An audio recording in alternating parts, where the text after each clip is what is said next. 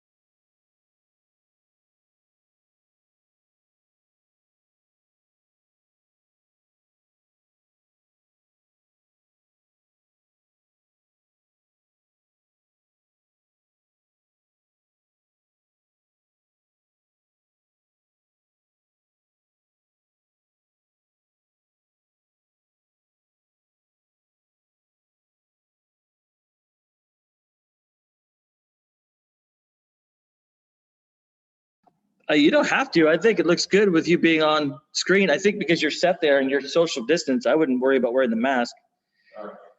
I'd say.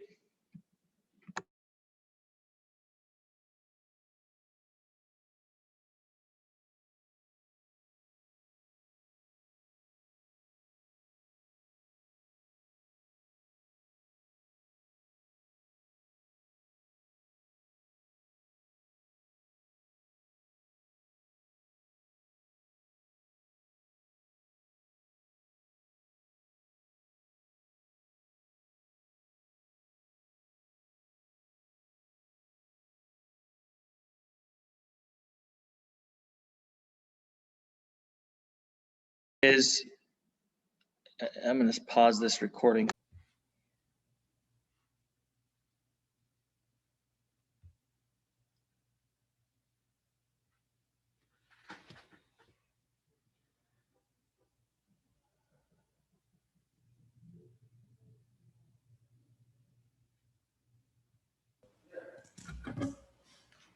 Okay, so we're gonna take a couple minutes. We're gathering a few materials and then we'll start the meeting. So everyone please hold tight.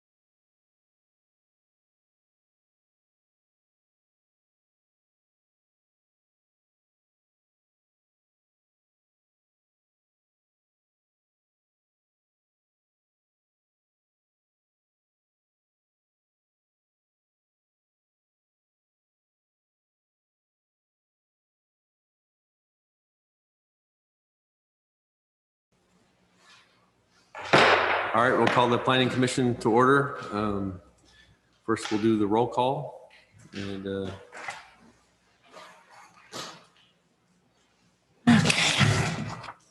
Commissioner Bramer, Here. Commissioner Rich Creek, Here. Commissioner Payne,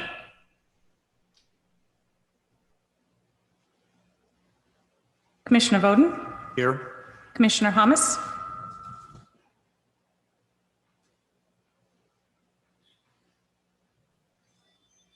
Commissioner Hummus. She is, okay. Here. Thank you. Vice Chair Belza. Chair Deal. Here. All right.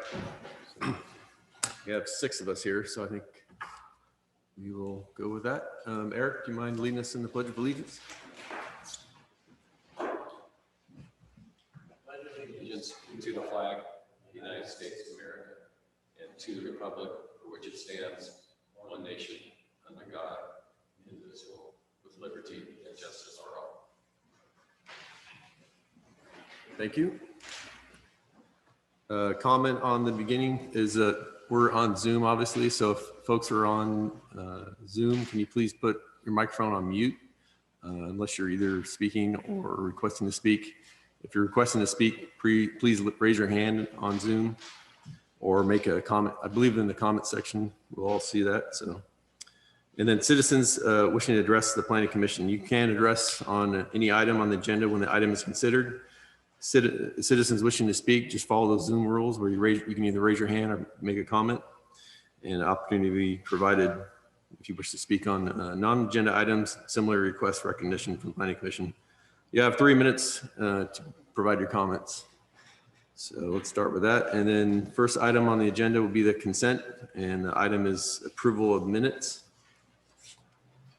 I had some corrections to the May 27th. Oh, sorry. Rich Creek. Commissioner Rich Creek. I had two the corrections for the May 27th and the May 24th. So I'll start with the May 27th.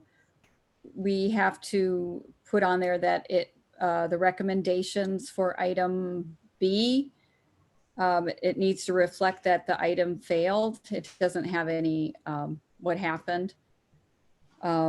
And then on June 24th, should I go with that minutes and wait for comments for the May 27th? Does any commissioner have comments on the May 27th item?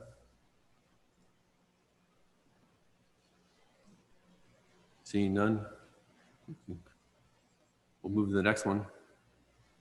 Okay, and then the addition to the June 24th would be to add under the recommendation why we pulled the minutes, to table the minutes.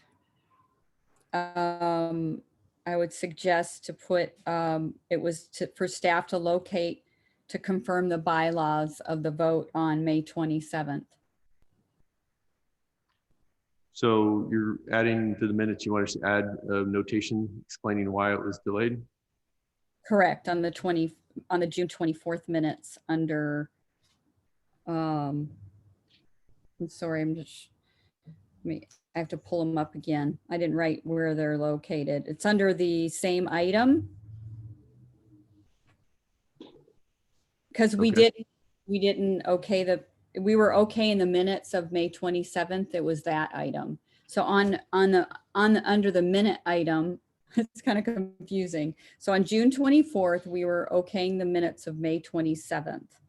Under that item is where we pulled it to table it. We just need to put why we tabled it. And it was to locate, to confirm the bylaws on the vote that was taken on item B on the May 27th. Okay. Does any commissioners want to comment on that? I'm thinking we can just make it easy on staff and just say minutes, approval of minutes for May 27th were moved to taken off the agenda, moved to today's meeting. No, I want the reason we're moving the minutes is You don't need the reason. We took it off the agenda. We moved it to a different date. so why is it you want only to say that? Do you have a reason for that?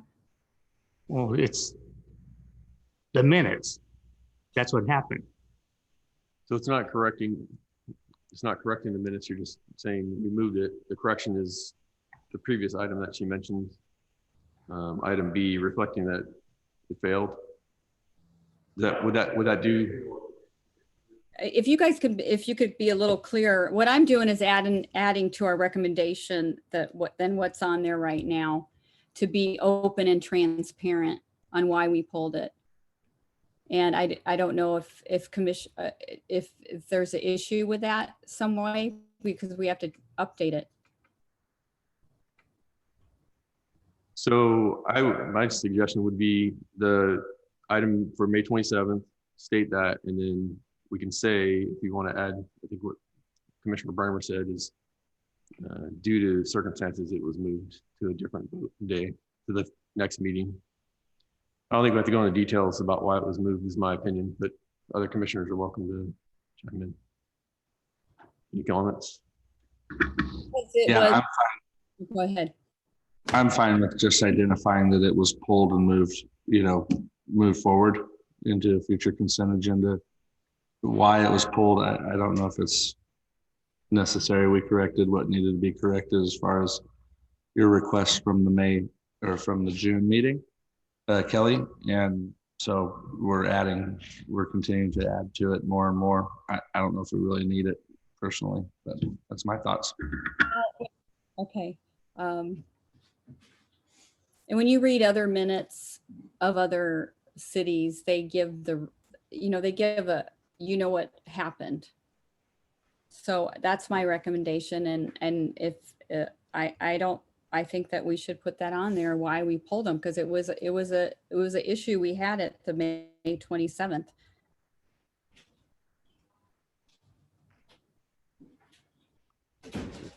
Bowden, do you have any comments on I'm fine with following with what Commissioner Bells have said. that? Okay. Commissioner Hamas?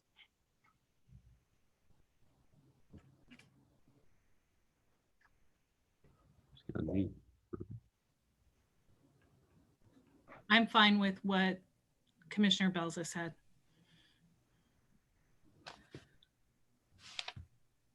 Okay, is there a motion to approve minutes? I would like to pull one thing off of the minutes. That's okay. To the chair. From the August 12th minutes, Ellen, you'll see that I was absent from that meeting, but then in the yays for the conditional use permit for 1127 Chestnut, it shows that I voted in favor, but I was absent from the meeting. So if you could just scratch my name from the yay vote, and that's it on my end.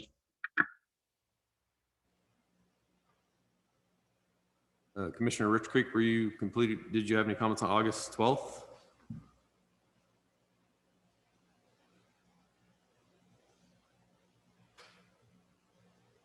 Can't always tell if mutes on or. Oh, sorry. I didn't have any comments on August 12th. They looked good. I just request that we vote these in separately for passing, Okay. because I'm not in favor of June 24th correction. So does anyone want to make a motion on the May 27th with the correction to item B reflecting that the item failed? So move. All approved, say aye. Aye. Okay. June 24th, does anyone want to make a motion to approve it with I think that's obviously the sticky issue. Is there language that someone, I think, Ben, you started it off. Commissioner Breimer, excuse me. It says, yeah, to be clear, it just says, I don't think they want it changed at all, is my understanding, right? Just to leave it as pulled minutes to table to July 22nd. They're happy with it the way it is, correct, commissioners?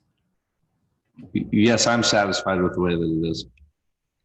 Yeah, I'm good with that. I'm fine. So I make a motion to accept what was the date? The June 24th minutes as presented. All right, all those in favor? You need a second. Oh, I need a second.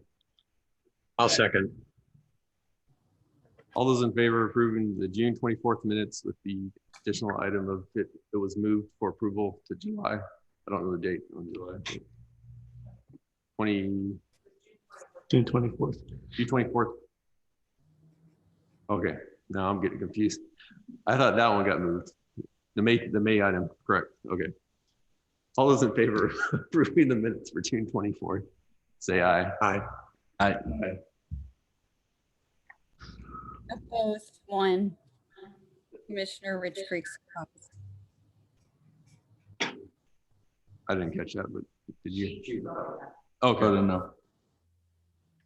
Okay, August 12th. Commissioner Belza mentioned correction. He was not here, but it's Correct, just to remove my name from the aye vote. any other comments, concerns on the August minutes? Commissioner Bramer, you look like you got your button ready. Okay. A motion to approve? Motion to approve. All right. All those in favor of approving the August 12th minutes with the correction that Dominic Belza, Commissioner Belza was not present, say aye. Aye. All right. I believe we concluded that item. So we'll move on to the item number 5, which is the public hearing, consideration of conditional use permit, lot line adjustment, parking variance, and design review application for 10th Street Commercial Center project, consisting of an auto service station, C-store, and related service commercial use in a highway service commercial zoning district at 605 10th Street between F Street and Orange Street, which is an alley. I believe I'll open it to the staff. I believe you want to report out. Good evening, Chair Deal and members of the Marysville Planning and Historic Preservation Commission. My name is Paul Richardson. I'm a consultant.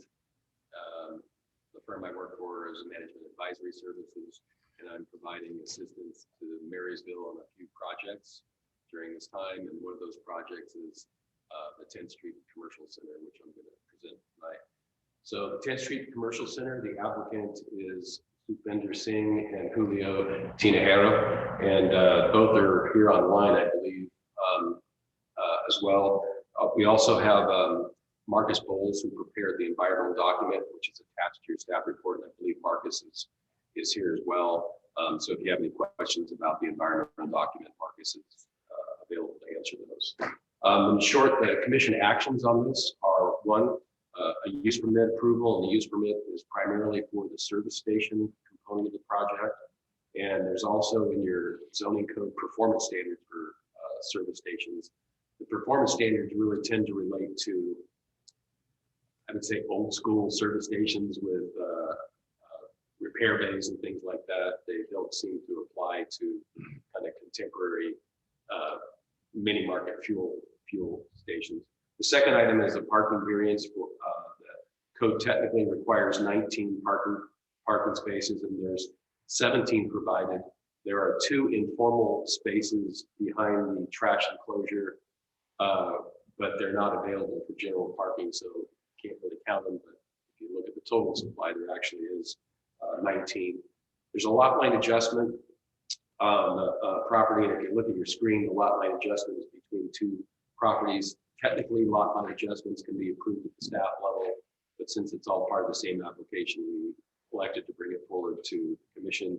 And finally, there's a design review approval to approve the exterior building components as well as the landscape design.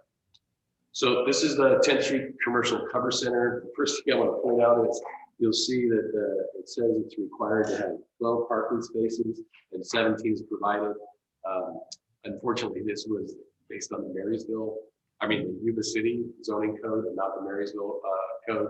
So the cover sheet seems to say that it's that it meets the parking demand, and if it was in Yuba City, it would in fact meet the parking demand. The parking requirements for Marysville are based on 1 per 250 square feet of gross commercial floor area.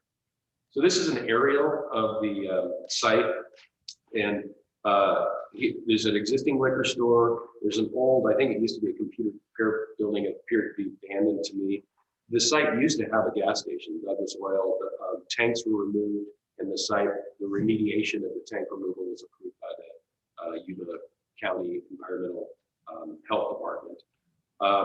The site extends down here and it extends to the back of this property. Mr. Singh actually owns this lot is going to demolish and do a lot line adjustment. These two properties are owned by Mr. Nielsen. He actually called me up on these two projects, but he owns these two rental units. This is Orange Alley, 10th Street, and F Street. And just by way of background, the vacant Popeyes building, next meeting, you're going to be considering a Starbucks drive-through on that site. So you're going to have two projects back to back within a short period of time. So this shows the site plan juxtaposed to the aerial and general circulation. Most traffic will come in here, enter on 10th Street, go into parking bays, and then exit out onto Orange Alley. And that's the primary movement. You can enter and exit onto off of F Street as well. These are some shots of the site. This is looking from F Street onto the site.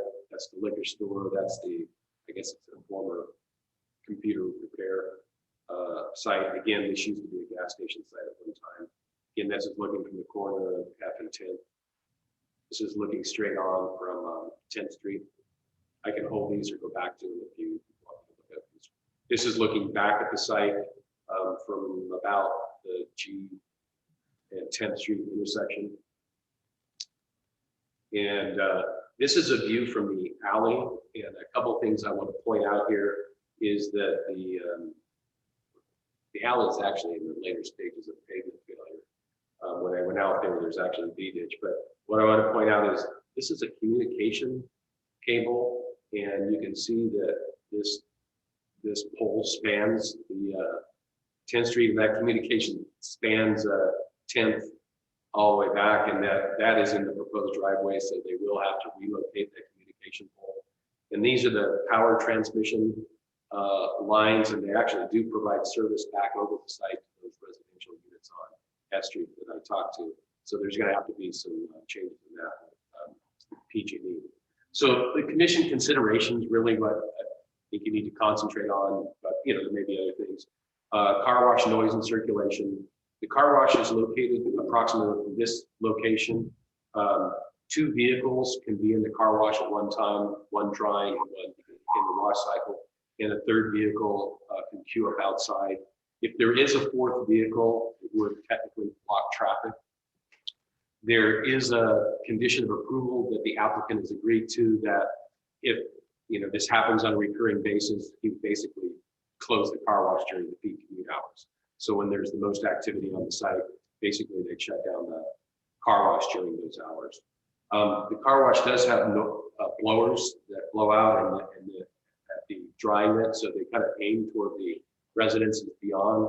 The applicant has agreed to put in an additional 8-foot concrete masonry sound wall with sound cap, and with that mitigation, the sound will dissipate. It'll be essentially 50 dB at the property line, where 60 dB is what the general plan requires. The applicant, there is a condition of approval that if we do get complaints, a couple of complaints about the noise, that they would reduce the hours of the power wash to 9 p.m. in the evening. And those are included in the resolution as conditions of approval. The alley improvements, as I said, it's in the later stages of pavement failure.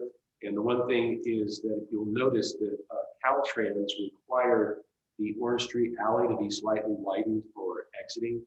And the reason is because fuel tankers will enter the site like this. I don't know, can you see my arrow up there? They'll enter the site like this, they'll drop the fuel tanker, and they'll exit the site onto 10th.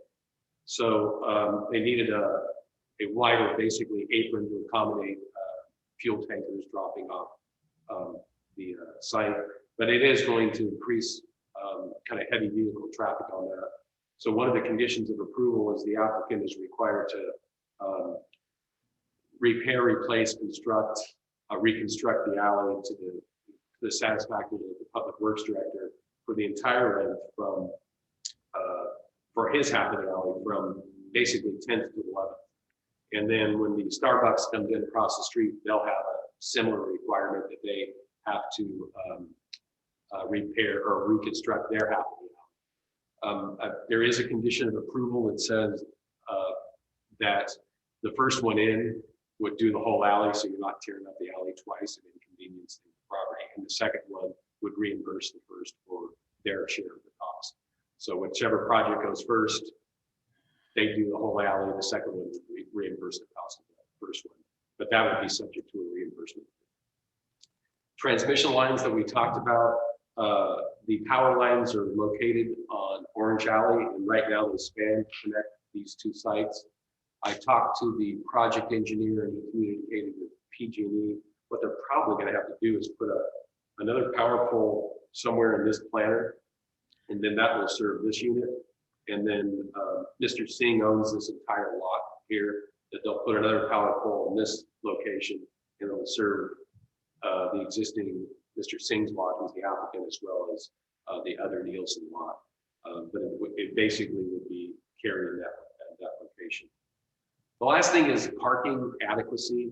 I will note a peculiarity of Marysville code, which is different than most codes that I work with.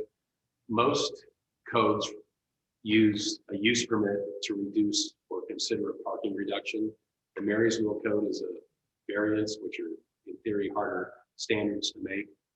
I did attach a report that was done by ITE, which is the International Transportation or Traffic Engineer Association, and it looked at a similar mini market and fuel station and basically said, based on the similar demand, it would require 15 spaces. If you look at the traffic report, there's like, at the peak period, there's 88 trips, half in, half out. And that, if you look at it about a figure an 8-minute stay, because this is kind of impulse use, people pull into the canopies, might go into the convenience store and come out 8 to 10. The maximum demand you have under that is about 15 stalls at a peak period based on the traffic count. So while staff believes there's adequate parking on the site, your code technically requires 19 spaces. So I would point out that over here's the trash enclosure. We can't really count those as spaces, but employees can park there and they can move their vehicles during when trash collection activity isn't available, and that technically brings you up to, or practically brings you up to 19 spaces, although you technically can't count those. This shows the floor plan of the C-store and the car wash. Not really much of this slide. These are the architectural elevations. They're actually reasonably attractive. It's got kind of a vibrant color palette. They've got bricks wainscoting, cornice treatments, multiple color tone. The blank walls will be CMU walls that face the adjacent property. And then I'll show you on the landscaping. There'll be masonry sound walls that match the building. Again, this is the front. You can see got very attractive orange. It's actually very, for a C-store and laundromat's actually a pretty nice facility. You can see this is the blank CMU that will face the adjacent neighbor. This is the gas canopy, and again, they're incorporating bricks wing coating on the base to match the building. And I would say that all the lighting on the site will be recessed into the gas canopy, so you won't see the lens. And the lighting on the project, they're going to use sconce lighting or shield lighting, so when you drive by the site, you won't see the source, you just see the effective light, and then lighting down and then lighting the building, which a lot of gas stations just try to blast you with light. It's kind of in the face. So this is the landscape plan. It's actually a nice landscaping proposal. They are going to be putting a masonry wall in this location, the Powell adjacent property, as well as in the back of the project here. So it will have masonry wall, either building or masonry wall along the periphery of the site. I just want to show you this. I was intending to try to get both the Starbucks and this project on the same agenda so you could see what you're doing in this area of the neighborhood. This is the Starbucks proposal that will be before you at the November meeting. But again, they've got, bricks wainscoting, they've kind of got weatherboard, cornice treatments, a little bit of a modest building, but this will be right across the street, so you get an idea of what's proposed on either side of the street. So the staff recommendation is to adopt attached resolution, which incorporates all the findings you need to make for the variance and use permit. It includes the use permit, parking variance, included a lot line adjustment in the design review applications. And with that, I'm happy to answer questions. And I would indicate that both the applicant, the applicant's engineer, and then the environmental consultant are available if you have any questions that I can answer. Thank you, Mr. Richardson. I'd like to open it up to commissioners for questions if they want to. If not, I have one. Well, Yeah, quick question for staff. On the Orange Street Alley improvements with the reimbursement, is the city going to be taken out of any liability or disputes between the two owners? Well, usually when you have a reimbursement agreement, it's pretty much spelled out the total cost, et cetera.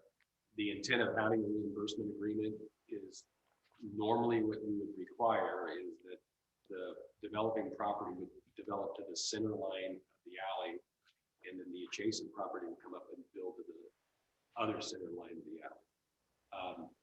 In this case, it doesn't make a lot of practical sense to tear it up twice and inconvenience the adjacent property owners down there twice.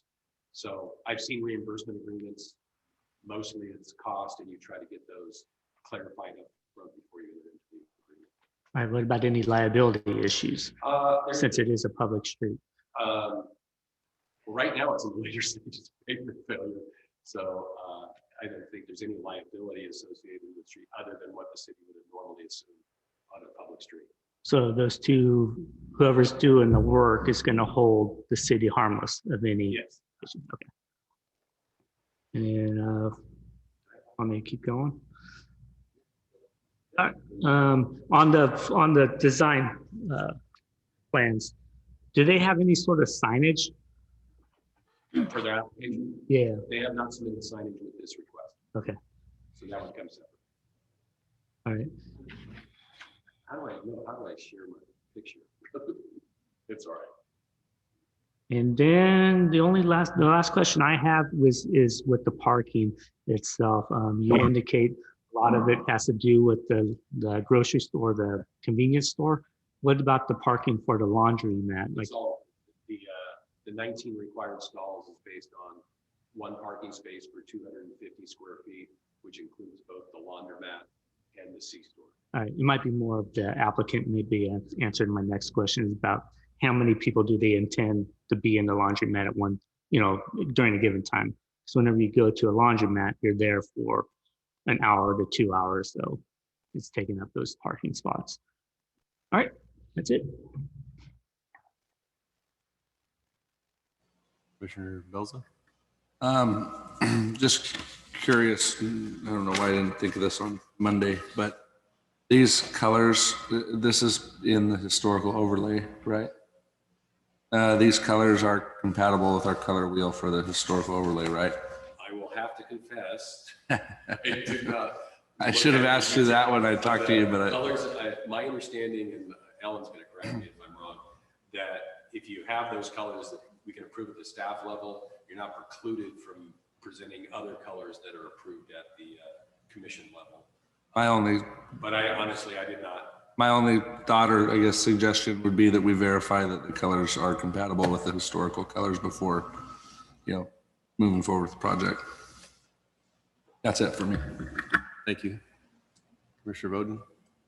I noticed on the staff report, you got some positive comment, or at least not opposition comment from Taco Bell next door. Any other correspondence? Yeah, we got a letter today. Actually, I think I have a copy of it. We got an email today from the business owner of Wilcoxon Auto Sales, which I think is across the street, across 10th Street, in support. I did talk to Mr. Nielsen, who owns both the residences. Had actually a pretty lengthy conversation. He was asking more clarifying questions. He didn't say whether he was opposed or in support of it, but I would have known if he was upset about something. But he was asking. His big question was, how am I going to get service to his residents, which is why I discussed about the transmission lines. Obviously, everything on the property now will be demolished, I would assume. What, on the car wash, and it looks like all the vehicles will be exiting the car wash to the north. Is there going to be directional signs there directing cars to exit out on Orange, or? Well, as a practical matter, I don't think you can make the swing. The alley is only, I think, Right. 22 feet wide. So I don't think you can make the turn movement to come back to 10th. So they're going to all be forced to go out towards 11th. Okay. And that's partially the reason why we're requiring the entire alley to be reconstructed. How often, and maybe this is a question for the applicant, but how often do fuel tanks will there be coming? Fuel tank trucks be coming to the site? You know, I don't know. There is a condition of approval that encourages the applicant to schedule fuel delivery outside the peak commute hours, right, and hopefully after 7. I don't know that they can really control that because the fuel deliveries and, you know, union drivers are going to come when they come.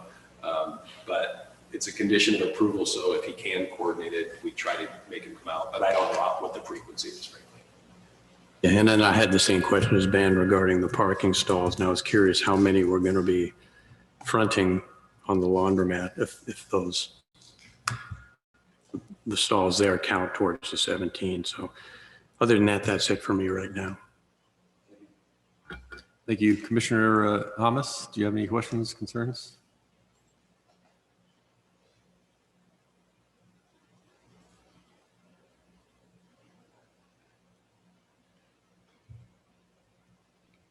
Is it standard to count the gas station as parking spots?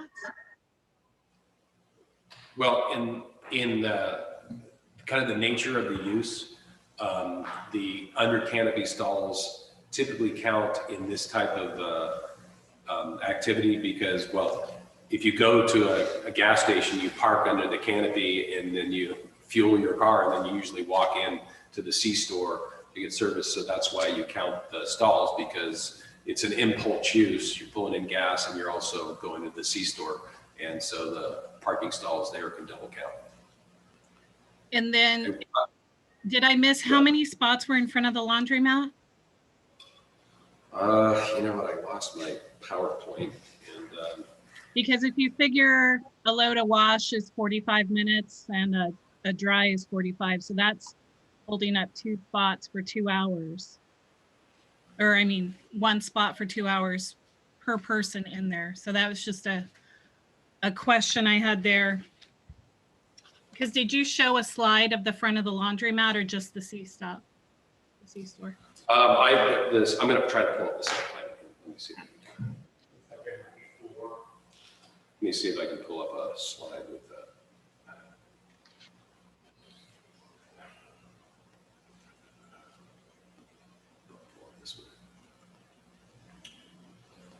Okay, so there's 1, 2, 3, 4. Can you all see that?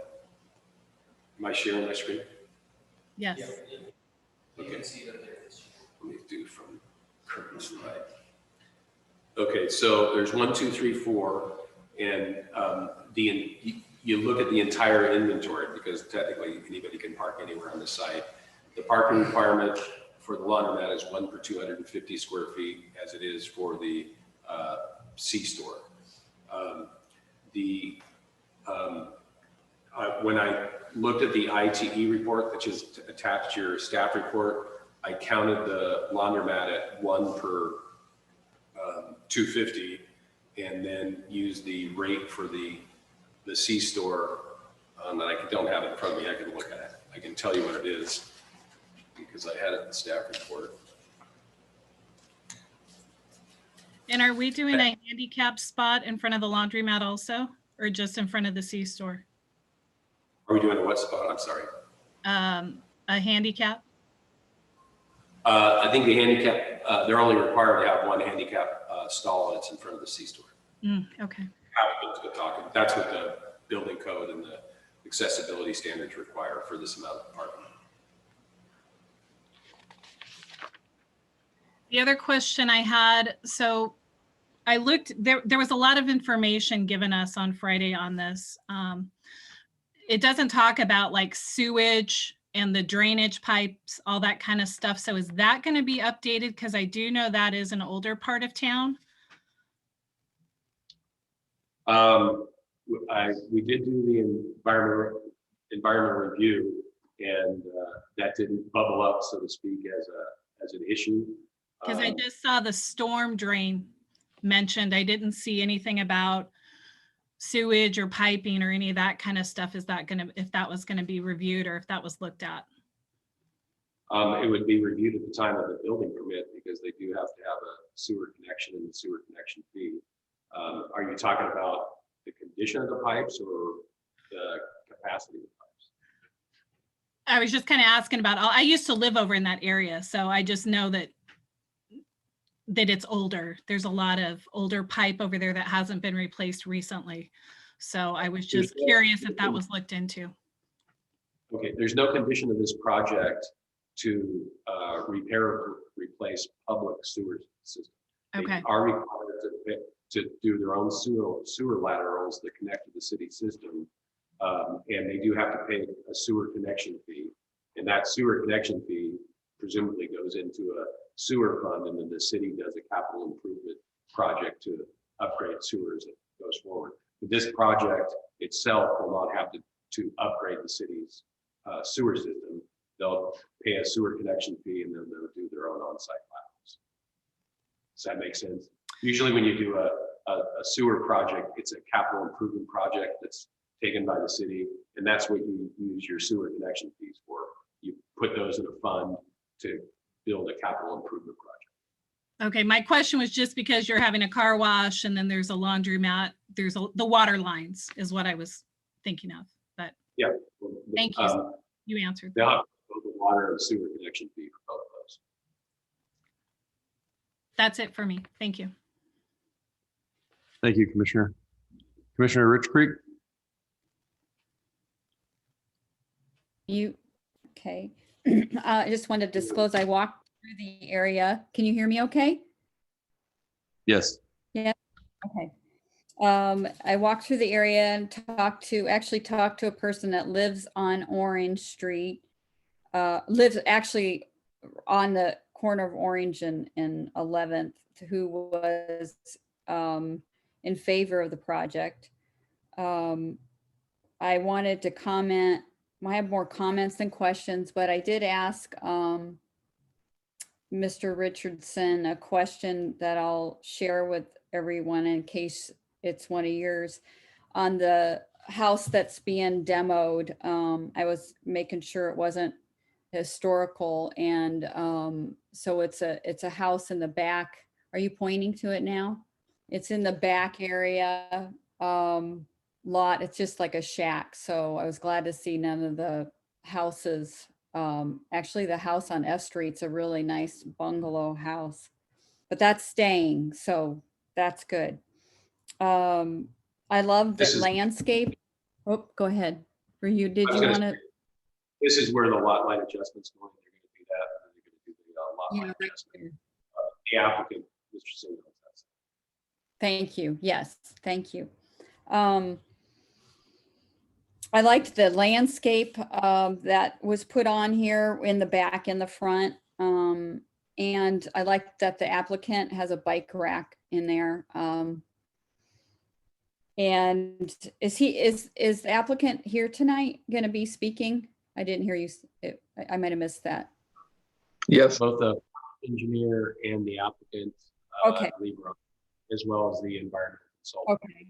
Then I had a question for him when he gets in there. And I think that was all my comments. It looks like I read through everything. I read through the environmental report, and the noise issue seems to be addressed. I think that's not even going to be as loud as the traffic that you have on the highway with all those extra muffler things they're putting on. That's probably way over 50 decibels.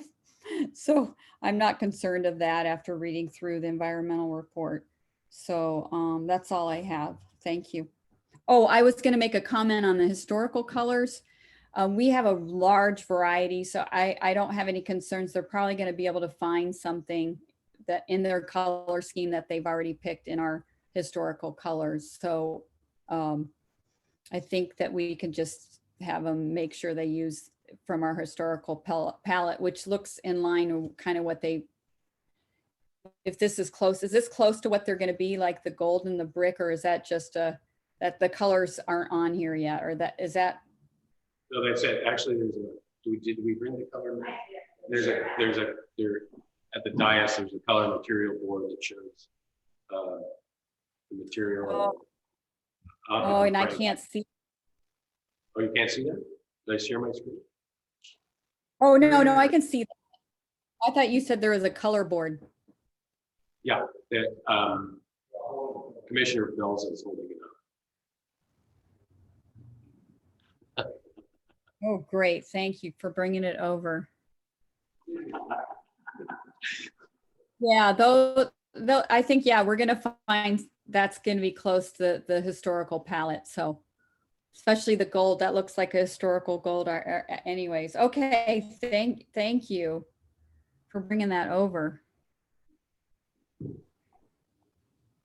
Thank you, Commissioner. I had one comment and one question. You did notify, I know you notified folks in the neighborhood.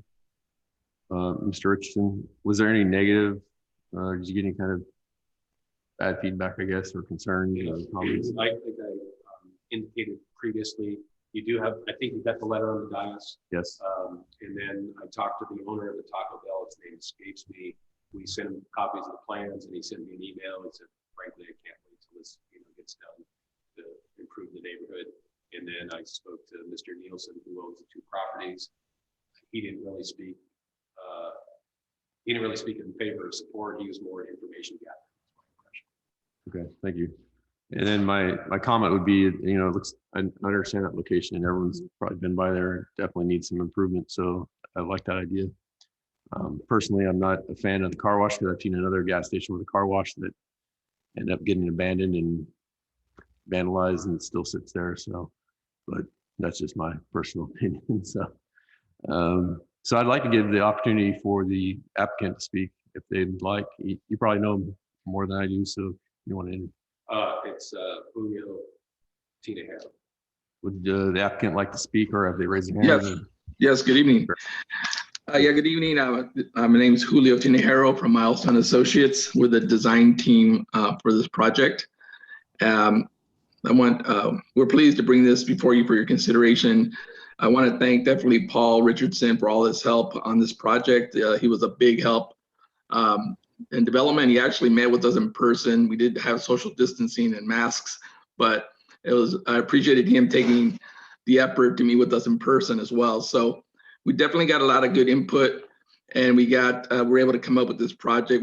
As you saw, it is a kind of a awkward size to work with, but we were able to meet the requirements for setbacks and landscaping. We feel really good about the landscaping provided, as mentioned by one of the commissioners, and the overall architectural style, the color scheme, the material will definitely complement the area. We're from Yuba City, so we're familiar with Marysville, and I've done projects in Marysville as well, so I know what we're looking for, what you're looking for, and so we're really pleased to present this to you. Some of the questions that were brought up I can answer was as far as the fuel, he's estimating to have one fuel drop a week, and it will be off peak hours. So typically, early morning or late evening, that's not going to conflict with the peak hours. So that's already been considered. One of the questions about the laundromat. The laundromat, believe it or not, just like everything, technology's improved, so the efficiency of those washing and dryers are a lot quicker than the 45 minutes washing and drying that was mentioned. But I mean, still, we understand that there's going to still be people waiting. So we're figuring from anywhere from 5 to 10 people will be using that at one time, just based on the number of machines that will be made available. So we're not going to have a lot of people waiting because they just won't be able to have access to that many washers or dryers. So that's also a consideration, that we want to make this whole site look really nice and be very appealing and inviting to the citizens of Marysville. and anybody who coming off the 10th Street. So we just want to make sure we don't have a lot of loitering or people just hanging out. So we definitely have considered that in this design. As far as the color palette, as mentioned, we did try to look at the color palette to match the historical colors, and we have no problem making sure that our color scheme is in conformance with those colors. So we can make that revision if one of our colors doesn't match, but I'm pretty sure, like you mentioned, it is pretty close to what the city is already approved. Anyways, with that, I want to say we are in agreement with the conditions that were presented for this project. So we'll accept those conditions, and if there's any questions I can answer now, please to do so. All right, thank you. Do any commissioners have any questions that they'd like to ask the applicant? Commissioner Bramer? Yeah, I'll go back to my one question about the signage. On your plans, it looks like the existing sign is going to remain. Right, so we propose to keep the existing sign and update the panels to reflect the new building and the new signage. So we're going to try to do something to enhance that. But as far as the new signage, we're going to have building signage and also the canopy signage, which will be submitted as a separate permit. And since I know the city's conscious of, you don't want to have all kinds of signs everywhere. We are as well. So we're trying to maximize what we can, but not, over sign it. That's going to look, as a nuisance. So we are aware of that and conscious of that. The one thing is that, the pole signs are really, I know the pole signs are something that a lot of jurisdictions don't like, or they're trying to get rid of, but they are a really big impact on the economics of the business, especially on 10th Street that has people coming over the bridge from Yuba City or turning. It just gives a lot more visibility to somebody to see the business, to have time to maneuver over to make a left turn or right turn into the site. So we definitely are going to be requesting to keep the sign, but understanding that we probably have to update it a little bit. Hasn't been updated for a while, but we do want to keep that sign, and then possibly, as you know, we are required by state to provide a price sign. So we are going to do a price sign for the fueling required by state. So we'll do that, and then maybe another sign on the convenience store itself.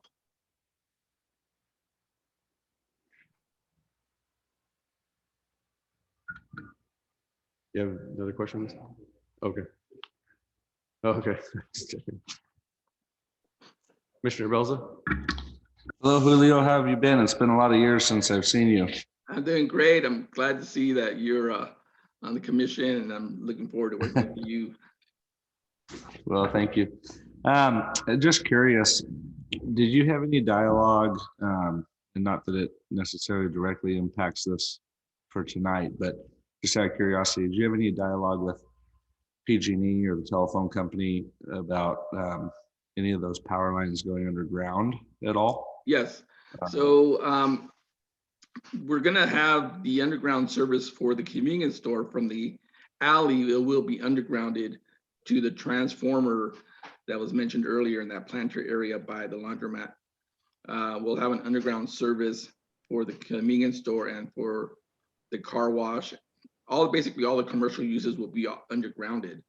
However, those existing homes that are currently being serviced from the alley, those are a different voltage than what we require for the commercial usage. So in talking to PG&E, they said that they're going to maintain the overhead power because that's a different voltage than what we need. So the new overhead lines will still be the same voltage that they currently have now. So that's why we cannot underground the two houses. So since they're already being served overhead now, PG&E felt that would be the best way for them to service it, would be to put a new pole just for that one house on the south. So we, like Paul said, we'd put a pole by the laundromat, power pole with an overhead line that goes from the alley to that pole and then to that first house to the north, and then that other pole on the north side. But again, it's only going to be serving the residential, those 2 residential or 3 residences that are there now. And any big lines or power lines would be for the commercial use, would be undergrounded. So we are minimizing the overhead lines that are currently there now. By removing the existing buildings, we will be eliminating some of the overhead lines that exist now. So we are minimizing the impact of the overhead lines, but there will still be a couple that are required. Good, thank you. And I want to compliment you too on your designs. You fit a lot of things on a very tight lot, so good job. Thank you, appreciate that. Are there commissioners on the phone that would?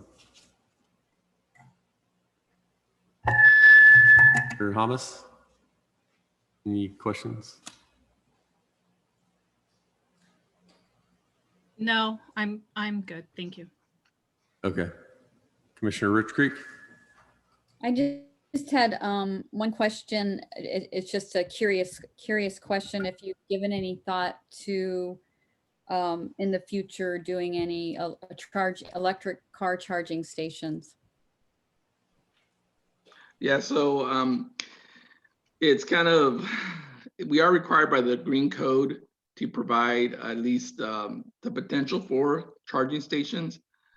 So we do provide that in our electrical designs for site design to provide for the future charging stations. The challenge in this case is that it's a gas station, so most people are going for fuel and not for charging. If the people who are using the laundromat, let's say there's, like you say, it's a captioned audience, so it probably would make sense to do that, but we don't know how many people would be using that. So at this time, we were going to provide it for the future as far as the conduits and the power, but we're not going to install the units. I mean, that may change, as you know, I know PG&E has incentives to encourage businesses to put them in now. So it is an economic decision the owner needs to make as well. But we are aware of the trend of start installing those. Okay, well, that's good to hear that you're putting it in there and you really are tight on the space now. So yes. I can see it would be difficult, but that's good that you're planning for it to have it available if it does change. Okay. Thank you. Thank you. Thank you, Commissioner. Commissioner Bowden, do you have any comments? No, really no further questions other than a comment just saying I think it'll definitely be an improvement for that property and provides a good service. So I look forward to seeing it go up. Yeah, I want to thank Mr. Tinajero for presenting and answering questions. Appreciate that. And I'll open it up for commissioner discussions, if there's any. Through the chair, I do have some public comment. Oh, okay. I have one comment of nobody on the corner of Orange and 11th degree project. He stated he wasn't contacted. Chat. I couldn't hear that. Her mic was going in and out. Could you repeat? Yeah, I'm getting some feedback. He commented on Orange Alley does not drain and backup alley is falling into drain. Nobody on Orange and 11th agreed to the project. And he wanted to know who he could speak to about the project.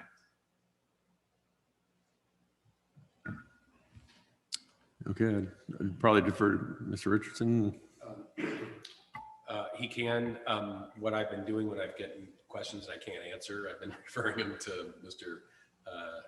Tinajero, but they can certainly contact me. It sounds like they're concerned about the drainage in the alley, which is more of a public works type of question. Yeah, well, can I mention really quick? We are going to have to, as condition, improve that alleyway. So we are going to be working with the city engineer and public works to make sure that it meets the current code and will work. So if there's a problem with that drainage, I know we will be able to work it out with the city and work together to solve that problem if we can with this project.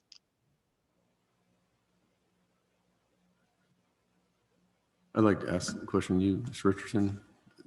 Is there a stormwater drain near this location? Is that the issue? And if we're redoing the alley at that time, is that something that would come up for the city to repair ahead of time, or work with Mr. Tinajero? I don't know where the DI is or drainage inlet is.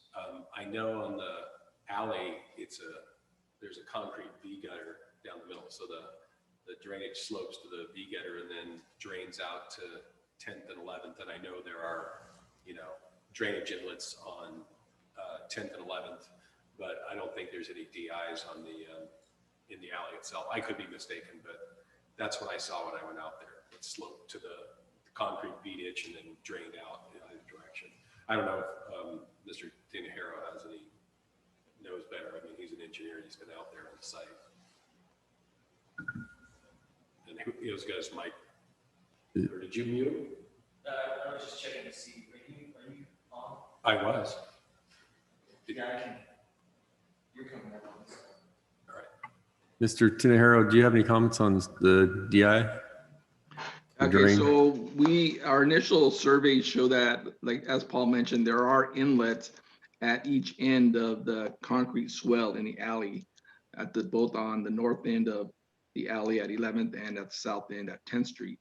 So we're proposing we're going to do an inlet system as well, because we need to be able to treat our water before it leaves our site, not only for the drainage for the parking lot, but we also have to do a capture for the concrete apron around the fuel pumps as a code requirement. So we will have an underground system, but most likely we'll be tying into the inlet in the alley. So that again will be verified as far as capacity, depth, and make sure that's something we could connect to. But initially, that's our proposal. Okay, thank you.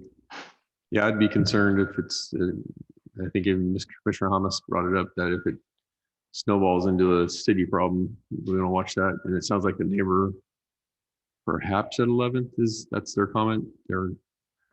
He is Okay, great.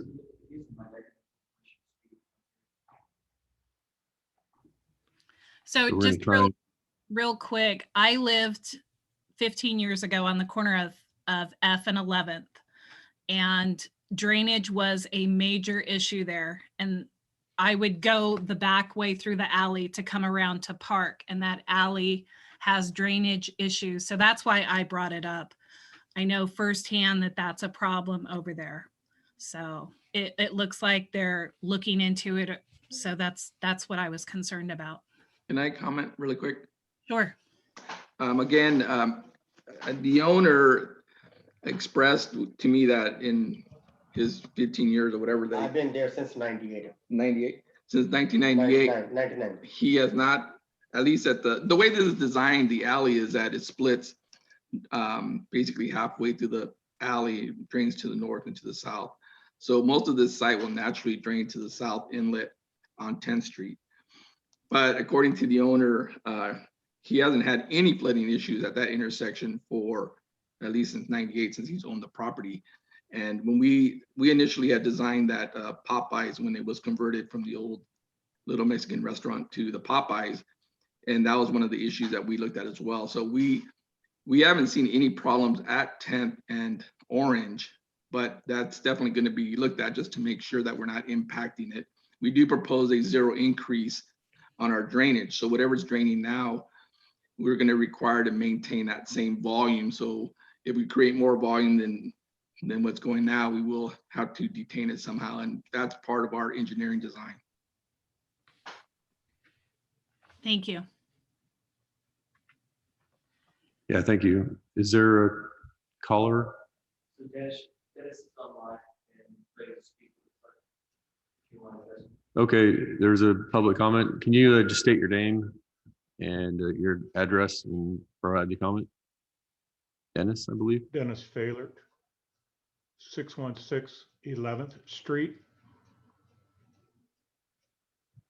Dennis, can I get the spelling of your last name, please? D as in Paul, F as in Fred, AHLERT. thank you.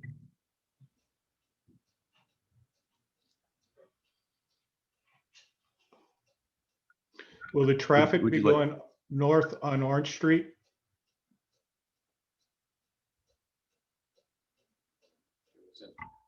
Okay, the only traffic that is directed north on Orange Street are the vehicles coming out of the car wash, because I don't think they can make the turning movement to go back. I guess it's south towards 10th. So a couple of car wash vehicles, but the majority of the traffic will enter and exit off of 10th.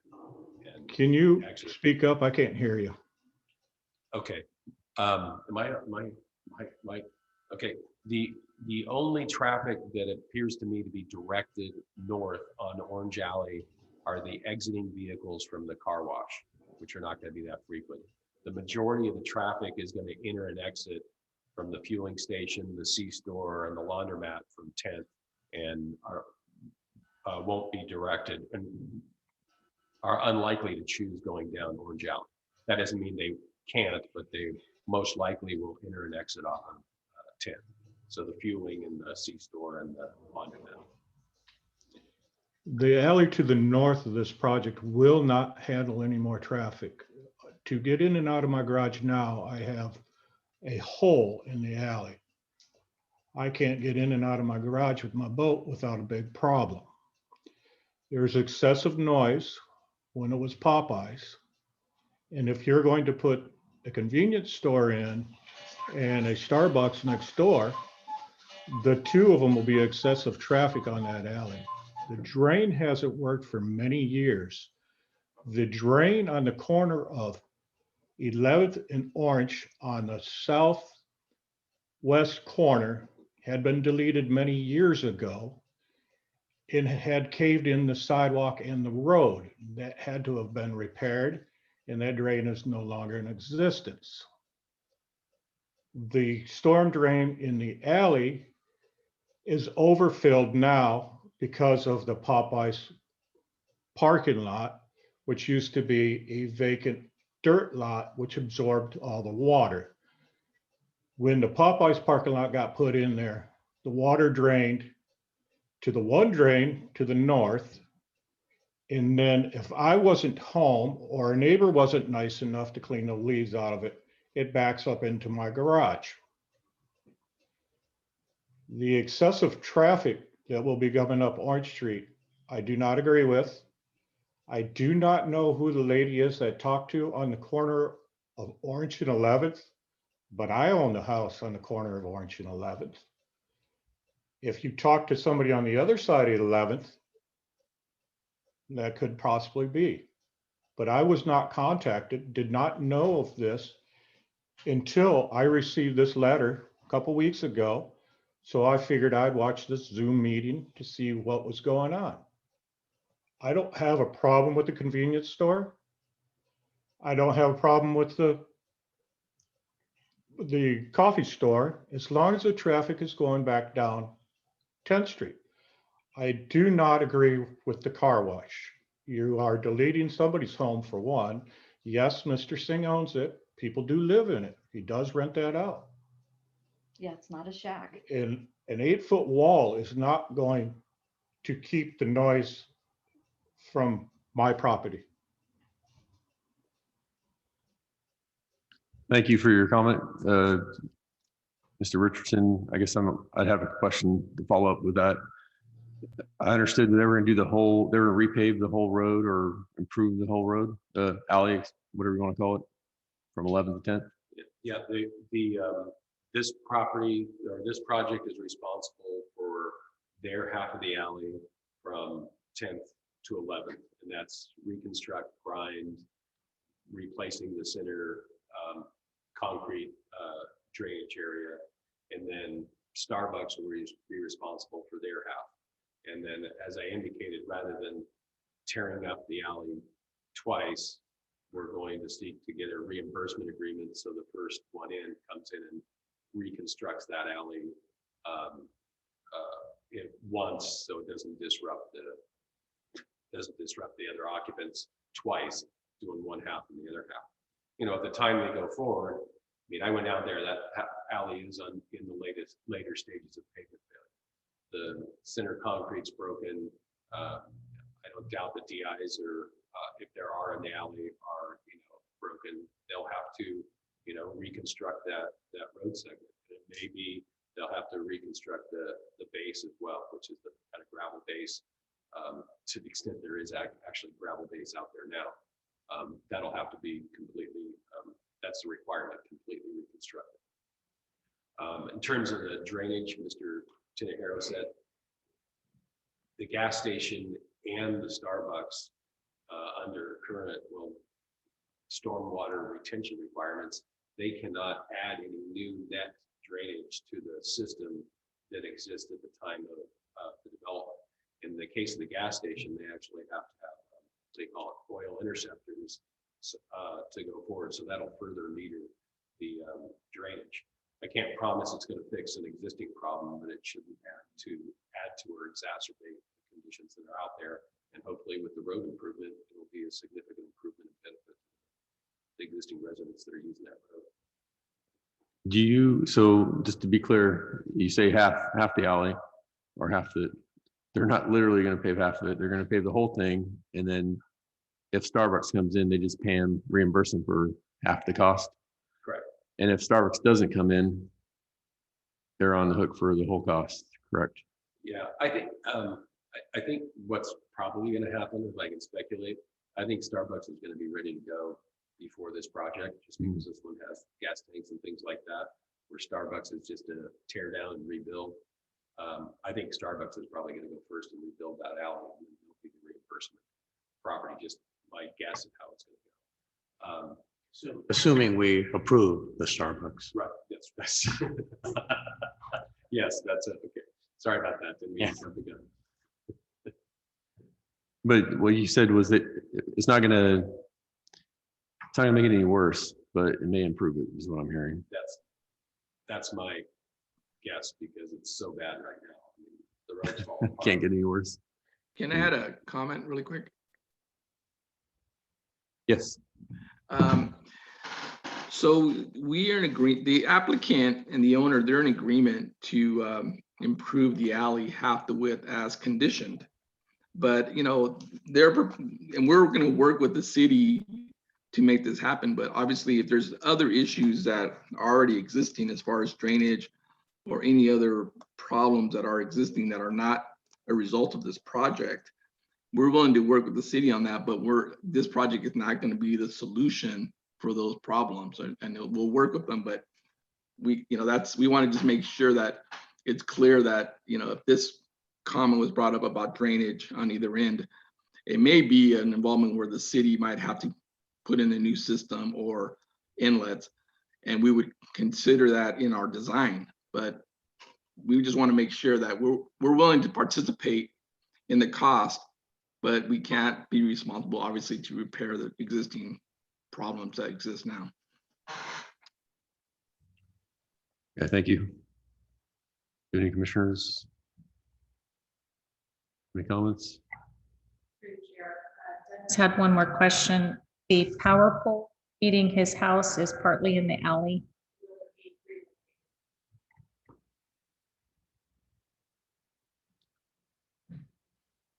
I didn't hear that. Does Dennis want to ask that question, or do you want me to just answer it? If you could just repeat the question. Okay. Along this project, the power poles, the communication lines that I showed you in the picture, those are going to have to be relocated because they're in driveway alleys. I can't say that the communication poles in front of, how do you pronounce his last name? Okay, Dennis's house will be relocated, but during the course of relocation, those cable lines, they could put new poles anywhere along that alley because they have right-of-way rights to it. They're not going to block driveways or things like that, but I can't say with certainty that anything will be moved or not moved in front of his house. I know things will be moved in front of this project. Thank you. Is there any other public comments or? What about the noise nuisance to the neighbors? Is that Commissioner Hummus or? Oh, Dennis, is that a comment? So you want to know Well, about the noise? There's going to be two questions here. One, the pole that feeds my house is topped on the top of the communication lines. There are major communication lines that run through their fiber optics.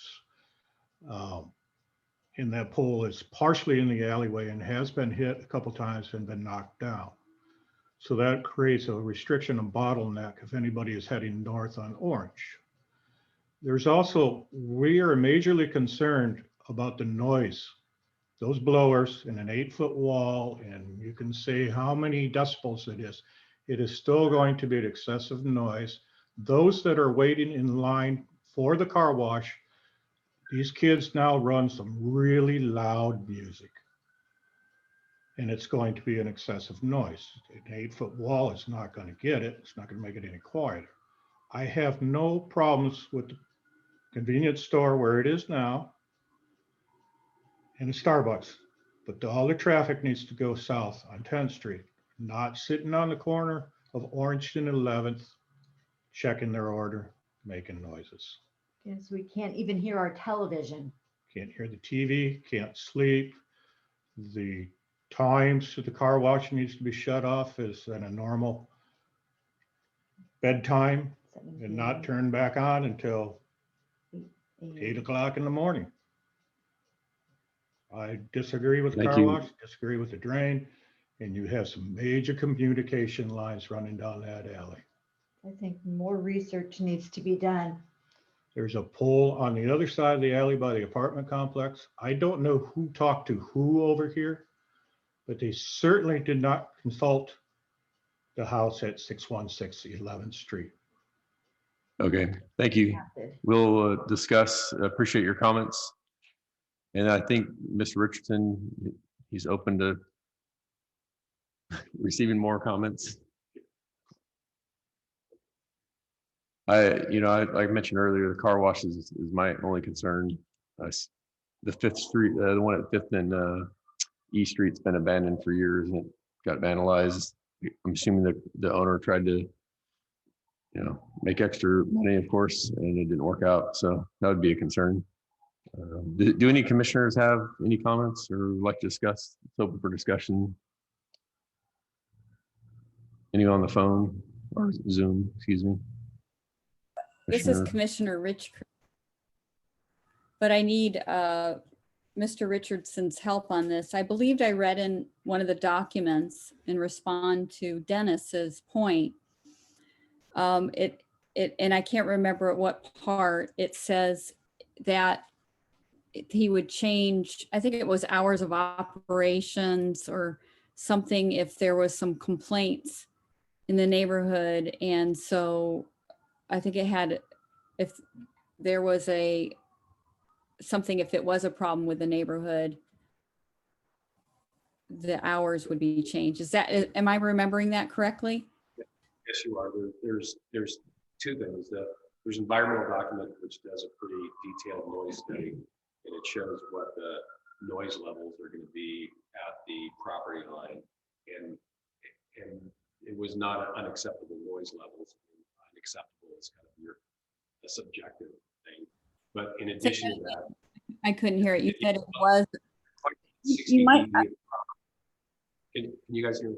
The requirement is 60 dB at the property line during normal kind of daylight hours. So without the sound wall, the decibel level is going to be 50 dB at the property line. And then in addition to that, the applicant's going to put a solid masonry wall, which will have additional sound deadening material. But there's an additional condition of approval in the requirement that if the city gets 2 successive complaints, the community development director or his designee can reduce the operating hours of the car wash to 9 p.m. So after 9 p.m. it doesn't operate at all if it continues to, based on just complaints. And that you did read that, that's a condition of the project approval in the resolution. Can we add to that comment, Paul? Just to give a little bit of background, as you know, I mean, we develop these car washes all over the state, and that's one of the main concerns is noise. And so not only has the technology changed to address that, but there's also different things we could do to minimize the noise, like you said, the wall or the equipment. The owner is in agreement with the condition that if it is a nuisance or becomes a nuisance down the road, he will, change the hours of operation, and he'll be definitely open to that because he's investing millions of dollars in this project. So he wants to make sure it's going to be well received. Well, it's going to be customer friendly. People are going to like to come to this place, but we're also conscious of the neighbors because we don't want, like the gentleman speaking, we don't want neighbors feeling that it's going to be, something that's a nuisance to them. So one, we are aware of the noise. We did meet the requirements and added that wall to just make sure that we were below the minimums or the maximums, I guess. And then also with the acknowledgement that we are willing to adjust the hours of operation if they did become a problem. One thing I keep hearing is that like we mentioned earlier, we cannot make the cars exiting the car wash cannot make a U-turn and go south on Orange. That's just, it's a 20-foot wide driveway or alley, and it's not wide enough for a vehicle to make a U-turn without making like a 3-point turn, which is going to cause, so we don't want to encourage congestion. So we were recommending the cars to go northbound on Orange. And again, the number of cars relatively is not as many as they may think. I mean, but I just wanted to share that noise is definitely have been considered, and we are willing to work with the city on that as far as making sure it doesn't become a nuisance. Okay, thank you, Mr. Tenjero. I'll open it again for any commissioner discussion or comments. I'll have a comment. So my comment would be start out with actually the reduced hours for the neighbors. I think it says 8 to 10 p.m. It looks like you would change it to 9 to 9 p.m. My suggestion would be to just place those hour restrictions on it. Not that one of 6 of us. So. The applicant's acceptable to that. Yeah, I'm in agreement with that. Just started off with the restricted those hours, 9 to 9. I would agree. Yeah, I think that would be good just because they do have those residences so close by to start,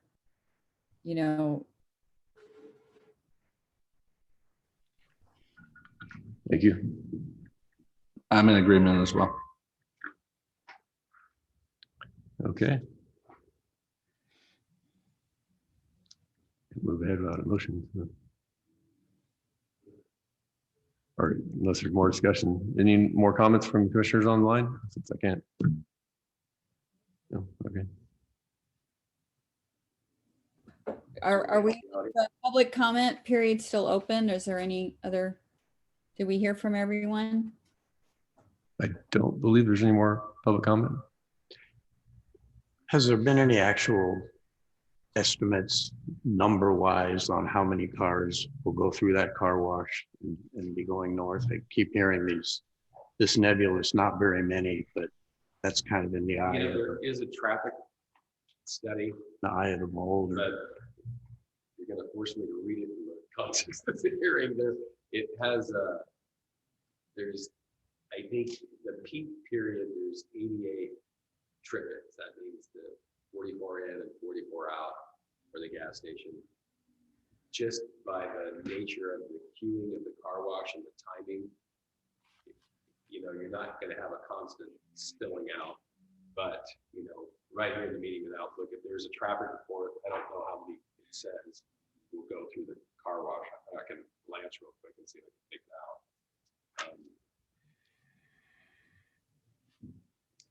Yeah, it doesn't even it doesn't even isolate the car wash sales. It has the convenience store. I didn't even see it talks about the queue length behind, but I don't see anything about the number of vehicles actually going through. I did talk to the applicant, and I know it gets a return on investment, and that's why they want to do the car wash. Probably somewhat seasonal also, I would assume. I mean, if I lived up there, I probably would have that concern about how many cars were coming. Yes, I would agree. You know, I think just to kind of comment to that, this is always a dilemma. We have commercial and residents, you know, backing one to the other. Unfortunately, in an older town, the layouts are what the layouts are. You know, future development, current development standards and practices usually try to separate those zoning areas a lot better. You know, unfortunately, this is the dilemma that we're faced with in Marysville, so time to time. So not an ideal situation. Right.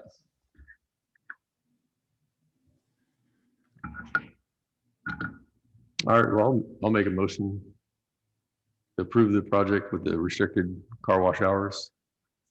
And that would be amending condition 9 to restrict the car wash hours from 9 to 9 as opposed to 8 to 10. Well, it says that it has the ability to reduce the car wash. So condition 9 is car wash hours are restricted from 9 to 9. Okay. That's a condition of approval. Any of those residents would have the opportunity to appeal this decision to city council, I assume.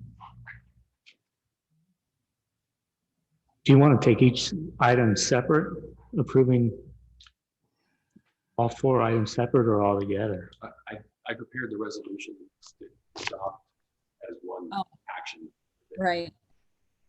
We say I make a motion to adopt the attached resolution with the amendment to the car wash hours. What was the times? It's condition 9, the car wash hours were restricted from 9 a.m. to 9 p.m. rather than in the event of complaints, it would just be restricted from 9 to 9 p.m. And that's condition number 9 in your resolution. So I'll just amend that to reflect the 9 to 9 restriction. Okay. You want to read the resolution title in, or you want to comment first? No, I was ready to. Through the chair, I'm a little confused because we had a motion on the table, so I'm not sure whose motion I'm supposed to be. Correct. Yeah, I believe that Kelly or Commissioner Rick Creek is providing the same motion. Yeah. Was there any difference? Yeah, the motion I made was it to adopt the resolution and on condition number 9. In addition, condition number 9 for the hours for the car wash. So were you just seconding what? Correct. I said that motion too. So were you just seconding that motion? Yeah, I'm second. I was just clarifying the motion, I guess. Okay. Seconding. Thank you. It's your motion. So that's okay with your motion? Yeah, that was the same that I had proposed. Okay, I second your motion. Thank you. Thank you. Yes. I think we're okay. I'm going to read it and then let's go from there. So my motion was to approve a resolution of the City of Marysville Planning and Historic Preservation Commission approving a use permit, lot line adjustment, parking variance, and design review application for 10th Street Commercial Center project consisting of an auto service station, C-store, and related service commercial use in a highway service commercial zoning district at 605 10th Street between F and Orange Street, with the condition that item 9, in the event the city receiving 2 or more verified complaints regarding public noise and operations of the car wash tunnel, the community development and services director or designee shall have the authority to reduce hours of operation of said tunnel from 9 a.m. to 9 p.m. So invoking that item to, What basically you're saying is condition number 9 is not in the event that the Correct. car wash tunnel shall be restricted from 9 a.m. to 9 p.m. correct. Is that okay? Yes, so that's the only addition to the resolution or modification, I should say. Is everyone clear on that? So, thank you.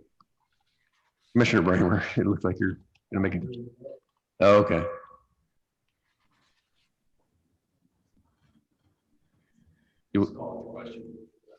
There's an opportunity to discuss the motion. If there's Yes, not, then we'll do the call. I just have one thought. Did you say 9 a.m. to 9 p.m.? Correct. I mean, is there a reason they wouldn't be able to start it at 8 a.m.? Because There's no reason. I think they were just using the condition. did they, Nine. did that, oh, I'm sorry. Did the applicants want 9 a.m. start? They were, I believe I heard. Yeah, so Part of the reason for applicant, 9 a.m. was to get it out of the AM commute as well. That's why the restriction was there. I couldn't hear. Originally, the 9 a.m. restriction was to get the car wash queue out of the AM peak hour commute when the on-site traffic would be the busiest. Okay, okay, thank you. Thank you. Yes. No comments? Should we do a roll call vote then? Ellen, do you mind? Commissioner Bramer, Aye. Commissioner Rich Creek, Aye. Commissioner Payne absent, Commissioner Bowden, Aye. Commissioner Hamas, Aye. Vice Chair Belza, Yes. Chair Deal. Aye. 6-1 absent. Okay, item 5A, on a roll call vote, passed 6, 1 absent. We'll move on to item 6. thank you very Item much. A.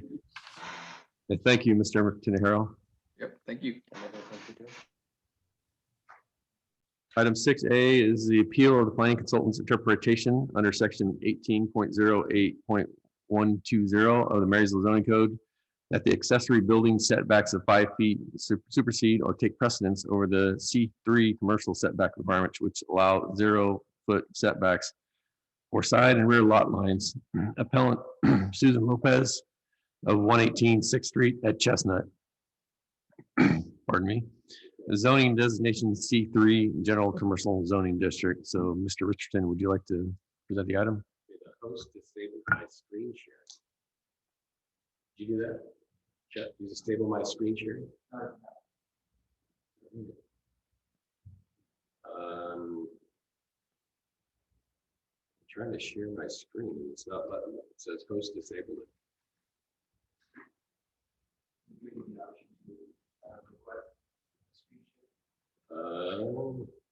I got more. I got 3 chats. What's that?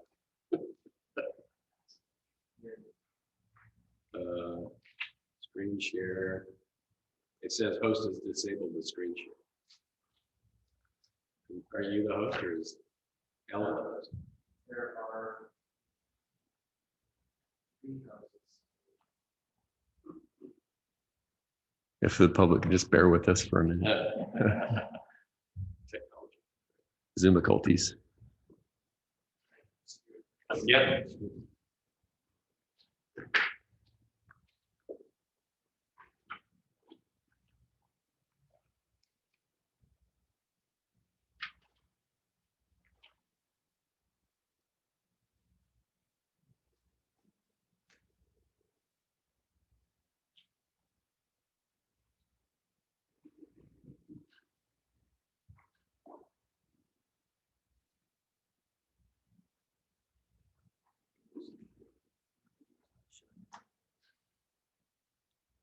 Well, my feed is showing up. Yeah, it's showing up.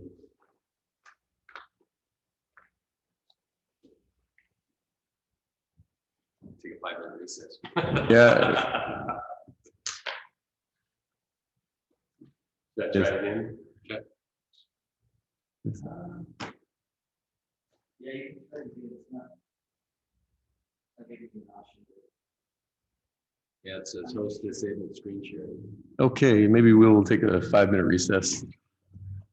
It is 7:34. We'll come back at 7:40. How about that? Public, bear with us. Thank you. Join, log off and log back on.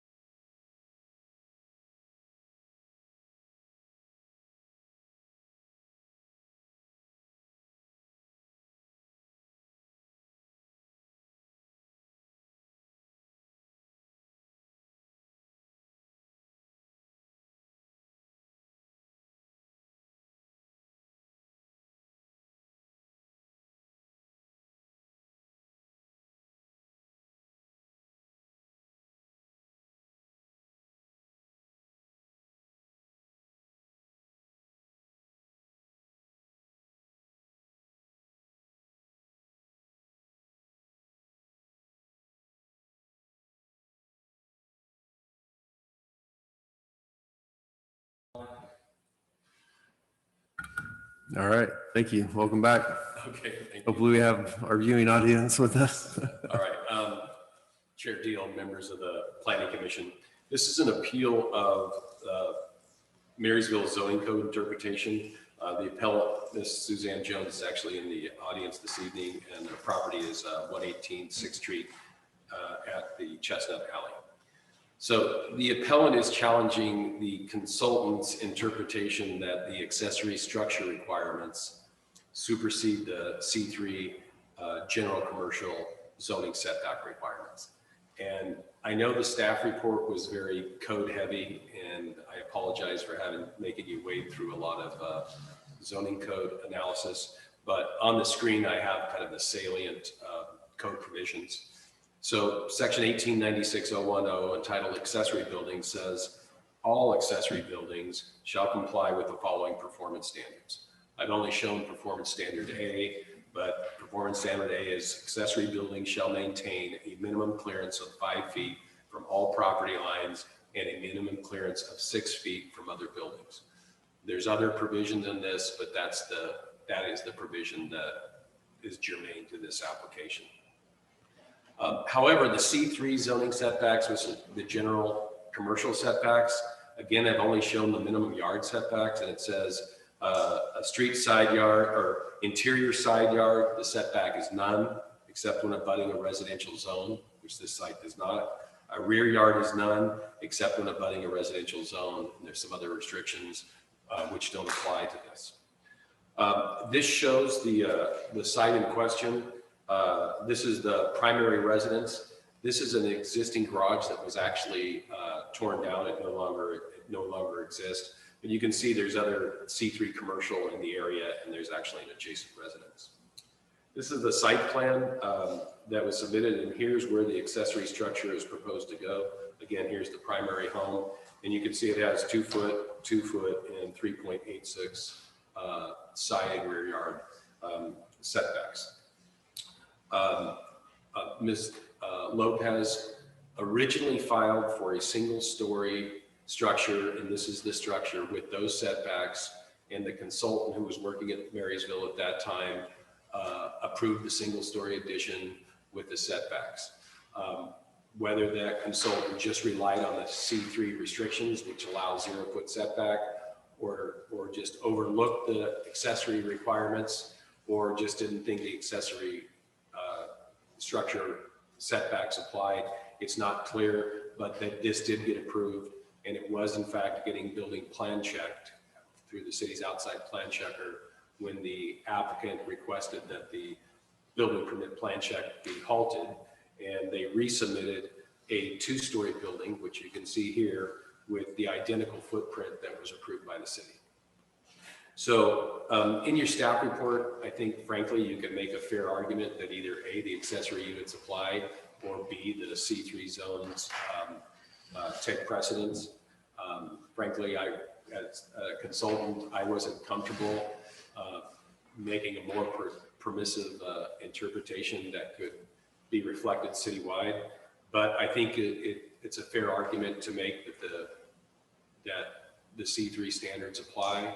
I know Ms. Lopez this is causing her a lot of angst because she thought she had approval once and she feels like it's being taken away. So the recommendation is to move to find the accessory development standards only apply in residential districts, and direct staff to document this code finding and correct or clarify the code provisions in the next zoning code update. And how that would be corrected is under this section where it says accessory buildings, we would change it to residential accessory buildings in residential zoning districts. So it's clear it only applies in residential districts and residential zoning districts. So with that, I'm happy to answer any questions. And I know Ms. Lopez is anxious to address the question. You're not, she's not anxious to address the question. Commissioner Bremer, you have any? Yeah. Commissioner Belza?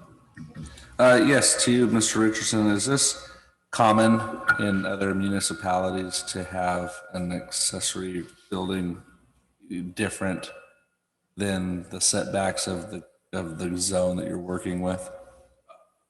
It's, well, I'm going to answer that two ways. I've dealt with the Marysville code now, and there are several ambiguities in it, which you may or may not be aware. This is one. In the staff report, I gave you two different zoning interpretations from two different cities. One from Yuba City and one from Walnut Creek. And the Ash Walnut Creek is because I was the planning director of Walnut Creek, and I'm familiar with that code.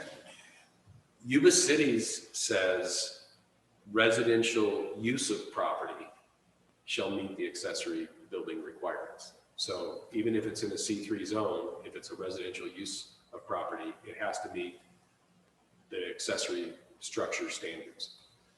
In Walnut Creek, it is interpreted the way this recommendation is, that accessory buildings in commercial zoning districts have to meet the primary setbacks, but they can be located anywhere in the lot where there's a primary setback.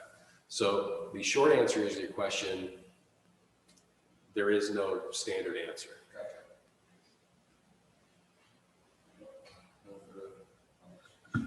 Commissioner Voden? No, nothing at this time. Commissioner Rich Creek? Yeah,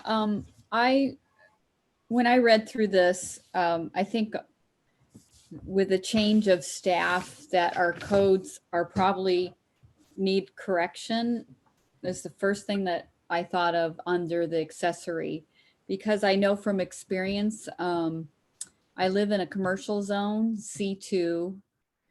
This one's in C3, but the commercial zones match, as I think you saw in our our report, that they don't require in commercial zones setbacks for the side and the back. So I just think that my interpretation is that the C3 setbacks should supersede the accessory buildings. And if others agree, then I would say that we need to update the accessory building in this to not read all, that it should be just in the residential zone. And that's mine. And to add to that is working with the city in the past, personally, we built a garage and there are zero, setbacks, except for the front, of course. And we had to do a 2-foot for the, all of a sudden it went out of my, for the, say that again? I couldn't hear you. For, yeah, for the, not for the setback, it was for, for the, what do you call it, where you have a, easement, thank you. There was a city easement because we have a sewer drainage. So we had to allow a 2-foot for that. But otherwise it's zero setbacks on accessory buildings to my knowledge, and it's always been that way. So I don't know why we have that in our code, and thank you for bringing this to our attention, because I think it's just not in line with our policy intent. I think it's the commercial. We've always done it with the commercial that I'm aware of, as you can see by the buildings that are in place now. Thank you. Thank you, Commissioner. Commissioner Hamas? I have no comments. Thank you. Okay, thank you. I actually don't have a comment, but the applicant's welcome to speak. If you want, no, it's fine. Just.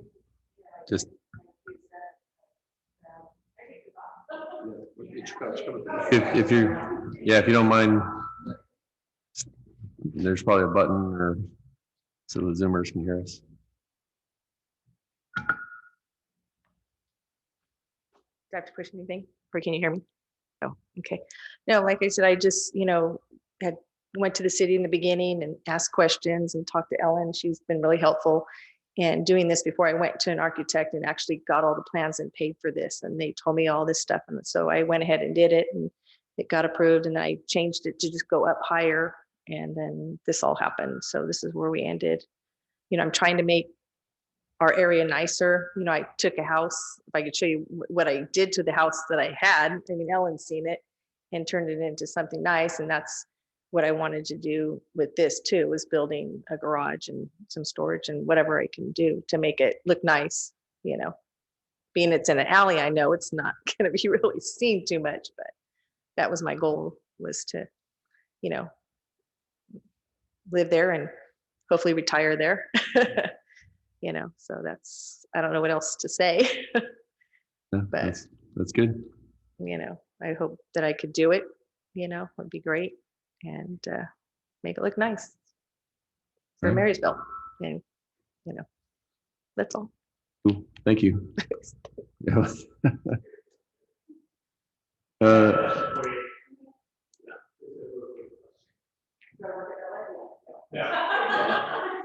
If you don't mind. So basically, if you can bring up, can you still bring up the drawing? I think so.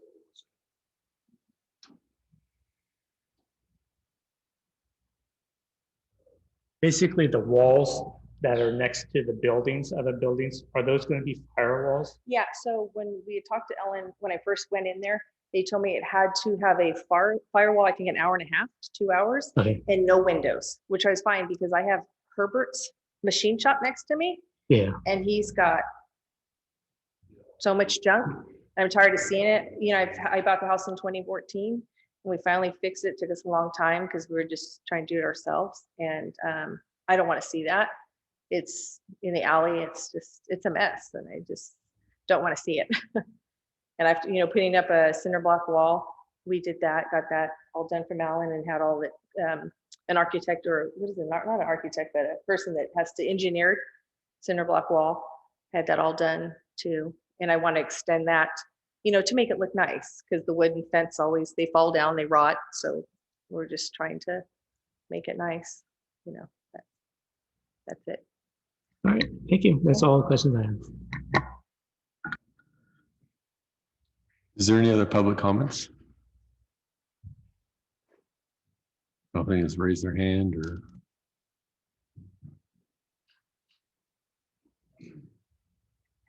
It's time. Okay, thank you. I did have one question. Is this?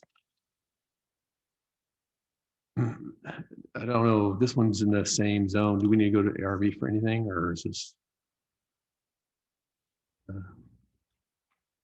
There is an application for ARB, that we have on file. I don't think the fee's been paid, but we do have the application, and we obviously have the plans because I shown them to you.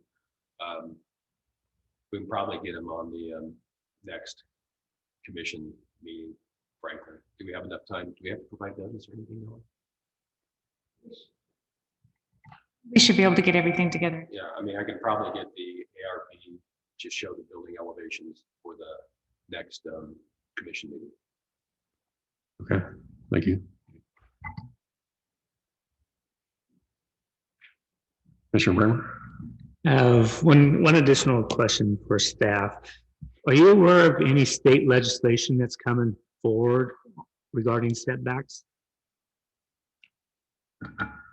That I am not. That may affect this in the future. All right. Are you aware?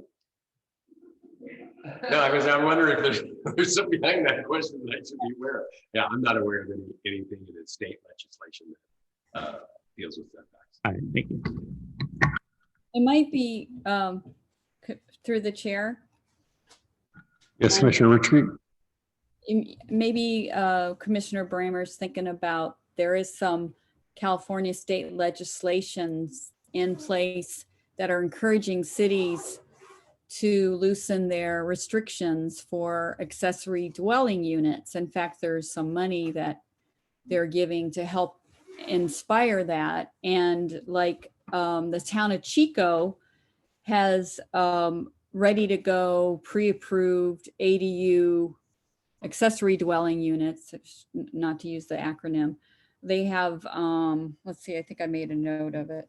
They have 13 different accessory dwelling units made to plan. I learned this in March when I went to the planning commission training they had for us, which was really awesome that the city paid for. So there is some so that's what you might be thinking of. There's legislation to help cities. So because we're in need of more housing in California, so they're trying to encourage the cities to have better,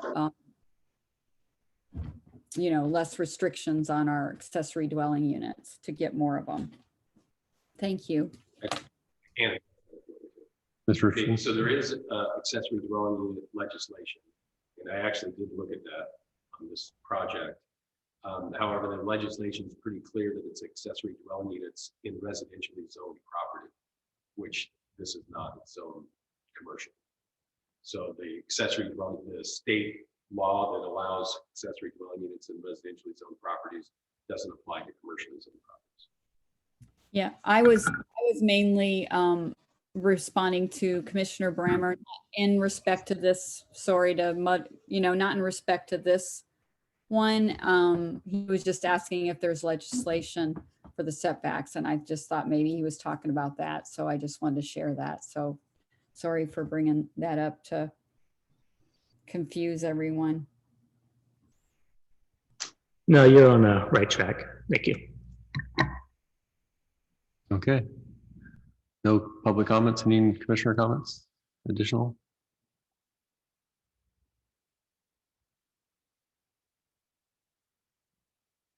Does anyone want to make a motion or not make a motion? I'll make a motion according to staff's recommended action that we approve according to staff's recommended action.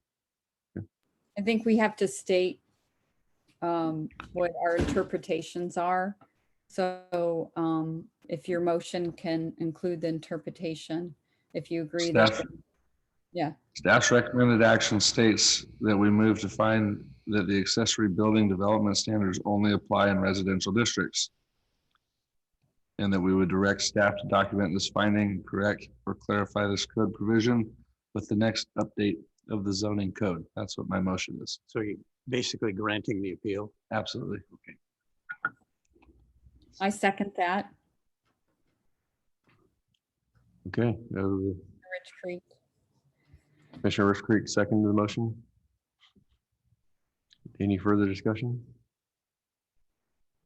Seeing none. No, I'll just say, I mean, we have an applicant who, beyond the setback requirements, she received a determination from the city on how to move forward, and it's not really fair to come up and change it now. So Right. I think we just need to make it happen. Absolutely. Okay. Yeah, I'd agree with improving a piece of property. It's improving, increasing housing. So we'll do a roll call. Yeah, and I forgot to let you guys know I did go by the site just to look at it. I think I need to disclose that when I do that. Okay. Commissioner Rich Creek went by the site. Okay. Okay, roll call vote. Commissioner Bramer? Aye.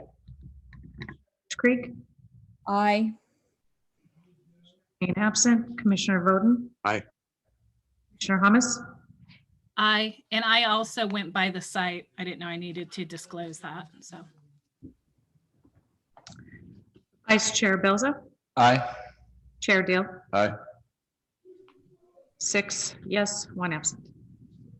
Okay. Item 6 is approved by 6 and 1 absent. So we'll move to discussion items. Item number 7. Or can I make one last comment on this? On the Sure, Commissioner last Brown. item? Just kind of, it's probably my own quirk in staff reports where we're recommending to use another agency's wording. I know the alternate action included wording from Yuba City. In my opinion, we're our own city. If you make a recommendation to use a specific policy or ordinance, just spell it out. Just don't go here. Please, use Yuba City's ordinance code. It's kind of a quirk to me. We're separate. We're Marysville. They're Yuba City. But that's just my opinion. Thank you, Commissioner Bramer. Okay, we'll move to item 7A. It's a review and discuss the use code for live work in the C2 Central Business Zoning District from minor use permit to a permitted use.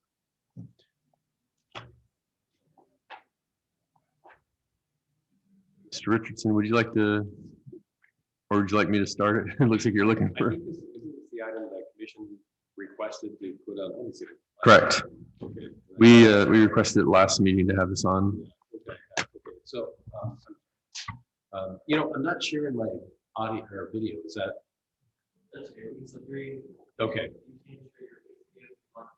How do I do this? I've got, all I have is my initials up there. Okay, I don't think it's important. Yeah, it says the host is asked okay to start sharing my video. There you go. Okay, there I am. Okay. Still in San Francisco. So this was a request by the commission to put on discussion. All I did was put the code section together, and I guess the one thing I would note is that there's a footnote. You can see live work lofts, footnote 2, and it says residences are permitted on the upper floors in central business districts. I would note you really don't have a definition of live work loft. You have a use provision, but when I go to the definition section, there's not really a definition. My understanding what a live work loft is, usually the ground floor is the business portion of the business, the upstairs of the loft is the residential, but it's internally connected, whereas a second residence on the upper floor has its own independent access and is separate and distinct from the business down below. But there's nothing to prevent, you know, interior access and exterior access. So I think the request was to discuss whether live work lofts should be allowed by right in the C2 zone. I think that was the request. So that was my best shot at that. Yeah, no, I appreciate it. I believe that's the discussion that we wanted to have, is going basically from a minor use permit to just straight use permit and then following the building codes. Commissioner Belza, did you have a comment? Yeah, does that have any impact on address? I mean, can the loft unit have its own separate exterior access so long as it's all maintained under the same address? Because I could see where somebody would say, hey, I've got a building, I don't have a staircase, or I don't have access like with inside the building, I only have an exterior access, but I still want to fall underneath the live work loft concept. Can I comment after that, or when you're ready? Can you hear me? Yeah, I think Mr. Richardson was going to answer, and then we'll get to you. But we don't have a definition of the work loft. He just gave us his right. Go ahead. Go ahead. Well, there is no definition of live work loft, but what I understood you to say, if there's a second story residence at the ground floor, can they have separate entrances, correct? Well, kind of. Okay. All right. Let me think about what I'm trying to say. It is in fact one unit where you have living upstairs, business downstairs, and it's internally connected without external access. Presumably it has one address for that Right. permission. If it's a separate self-contained residential unit on top in a separate business, even though it might have, you might be able to get back and forth, then usually you have, you know, 615 10th Street. A and B, right. Thank you. I don't know. Thanks. Yeah, I'm fine. That helps. Sure. Clarify that. Mr. Rich Creek. Well, he went up. Bleh. Can you? Too bad you can hear me. We can hear you. Yeah. So we wanted to discuss. Just we hear all the time.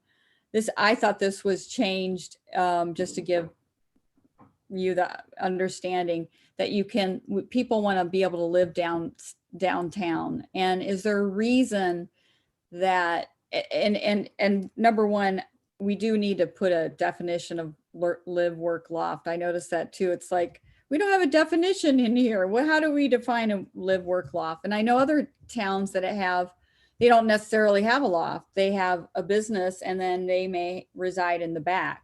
So I don't think that we should definitely, if we do do a definition, say it has to be upstairs living. Why do we need to say it's upstairs?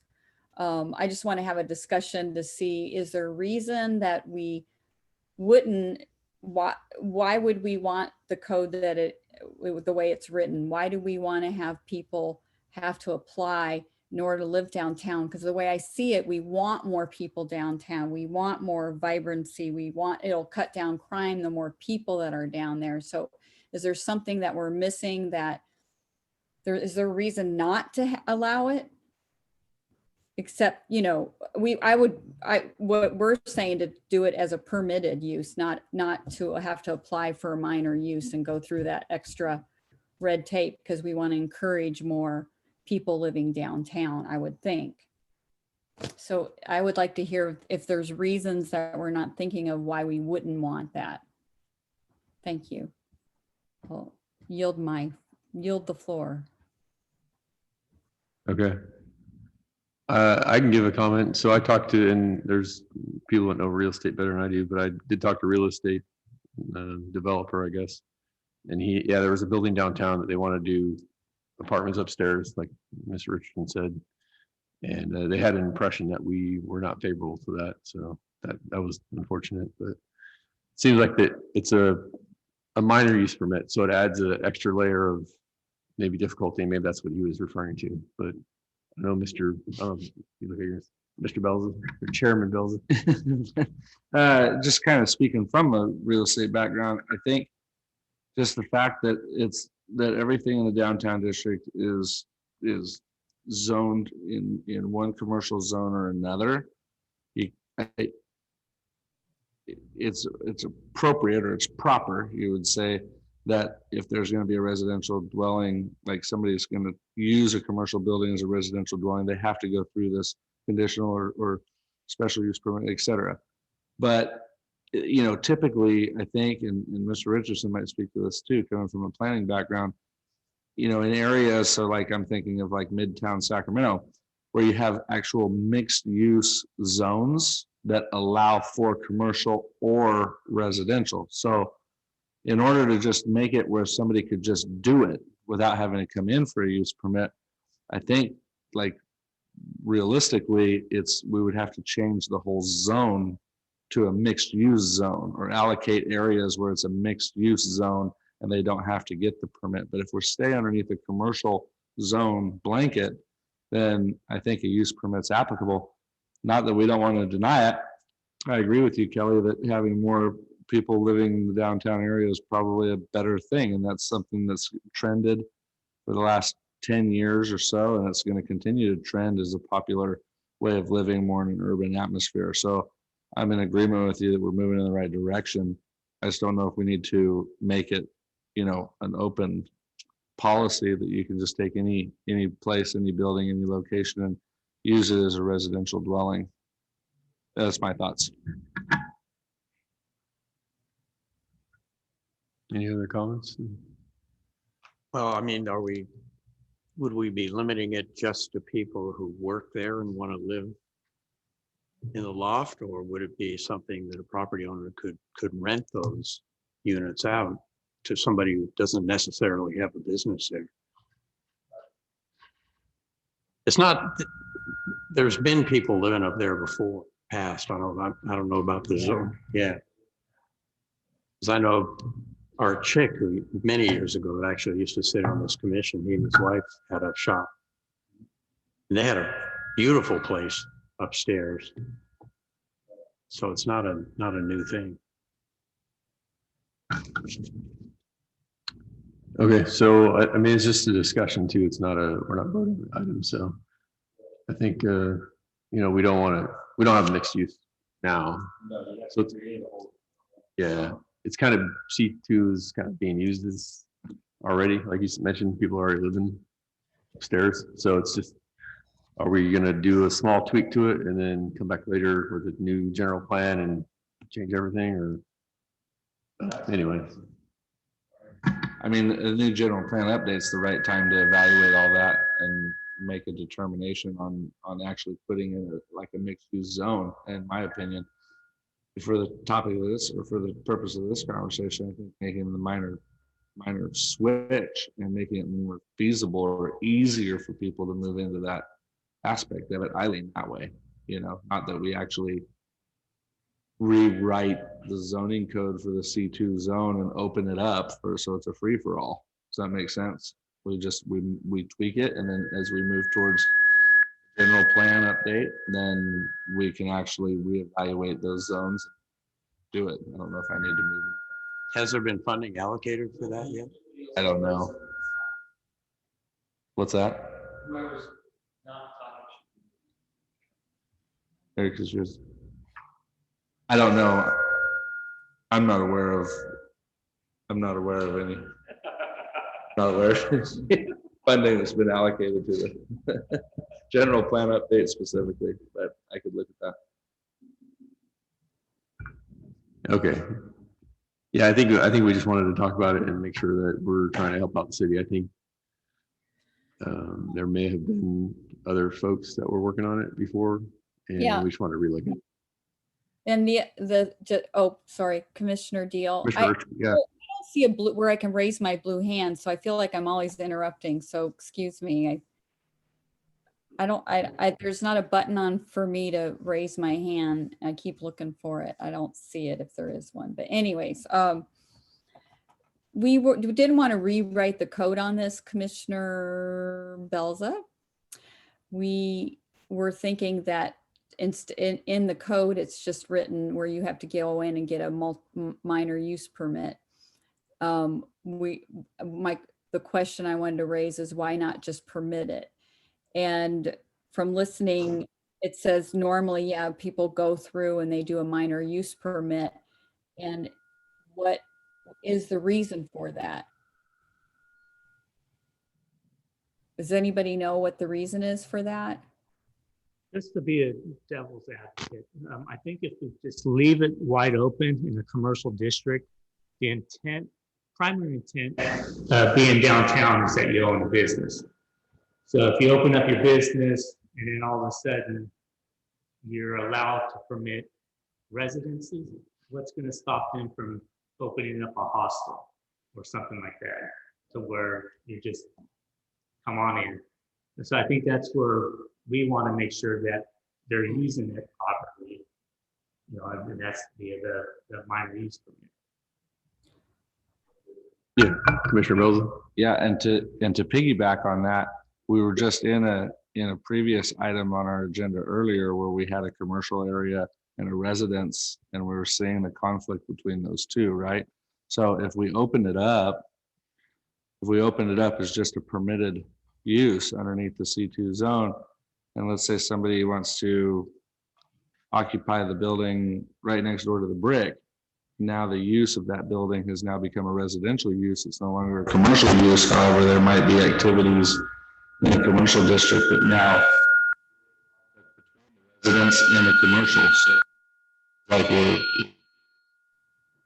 a situation that at least with the minor use permit, we have the opportunity to look at it and see what the application is of it, rather than just an open permitted use.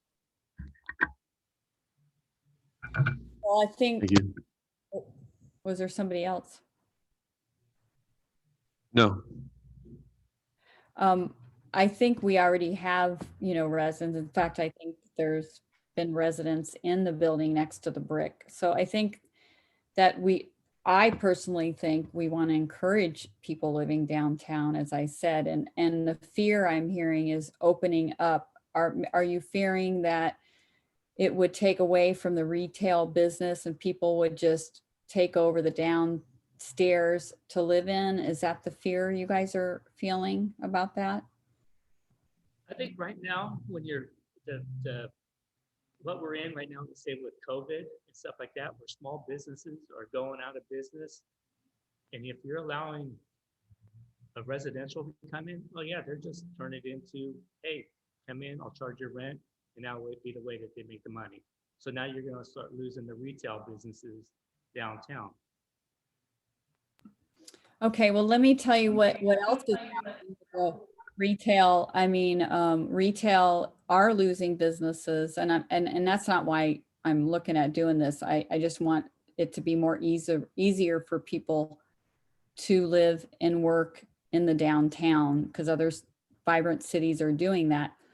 But we have places that are vacant, and then we have places that, you know, aren't having a business and they are using it for storage. So you know, this is a good discussion for us to have, and I'm glad we're having it. So I feel like so I'm hearing the concern with most of the commissioners on opening up as an open permit. As you're thinking the people that own the buildings will then rent them out as housing, but they're not designed as housing. Most of them aren't set up to have showers and bathrooms and all that. They're set up for retail businesses. So like there's some buildings for sale, you know, there that people, if they know that they can live and work in it, they might be more apt to purchase it. And they're still going to have to go through the building department and get building codes and go by the codes to do any renovations to make it habitable. But I would think that would encourage it more. That's the reason, another reason I wanted to discuss it. Thank you. Well, they are able to do that if they wanted. They can get a minor use permit. There's no stopping that.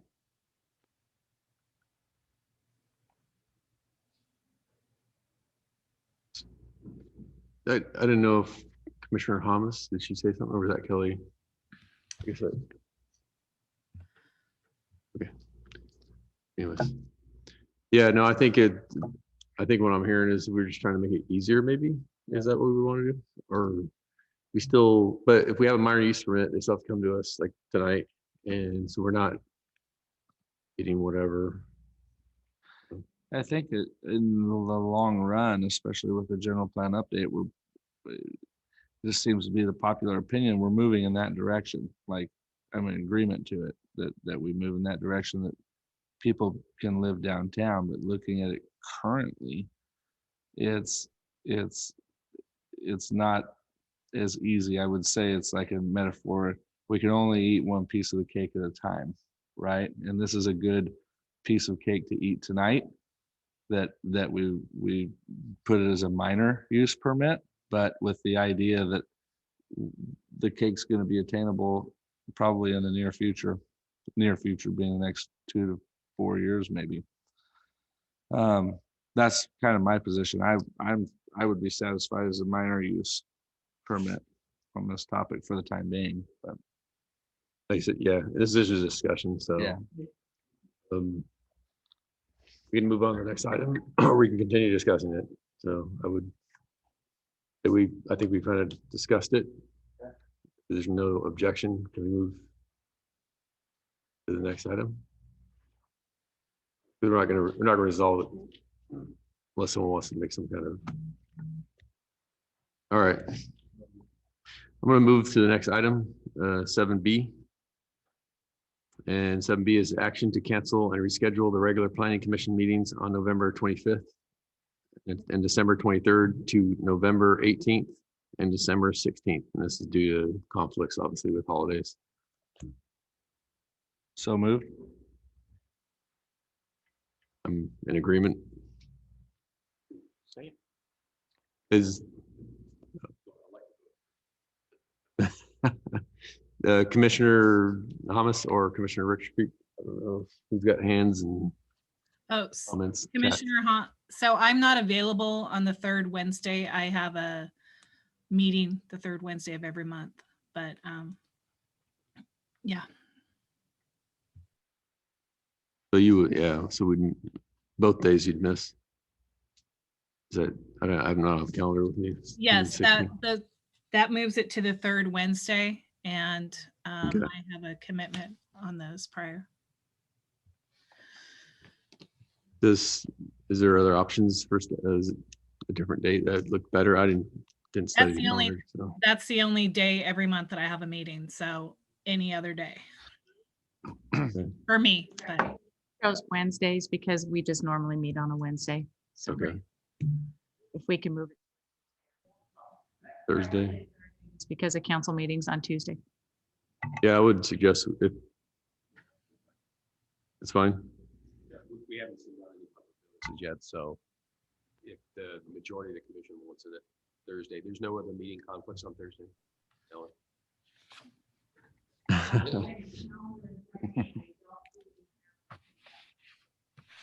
Are available, but I'm sure that as long as it's not a Tuesday, I'm sure it'll be fine. Okay, so suggest maybe To the moving. chair. Yes. Can I make a friendly amendment that we change it to November 19th and December 17th? To the motion, so motion's still on the floor. Motion to move the meeting to November 19th and December 17th. Correct. Yeah, That's, can I get a that's the second? Thursday after the Wednesday. Yeah. Right?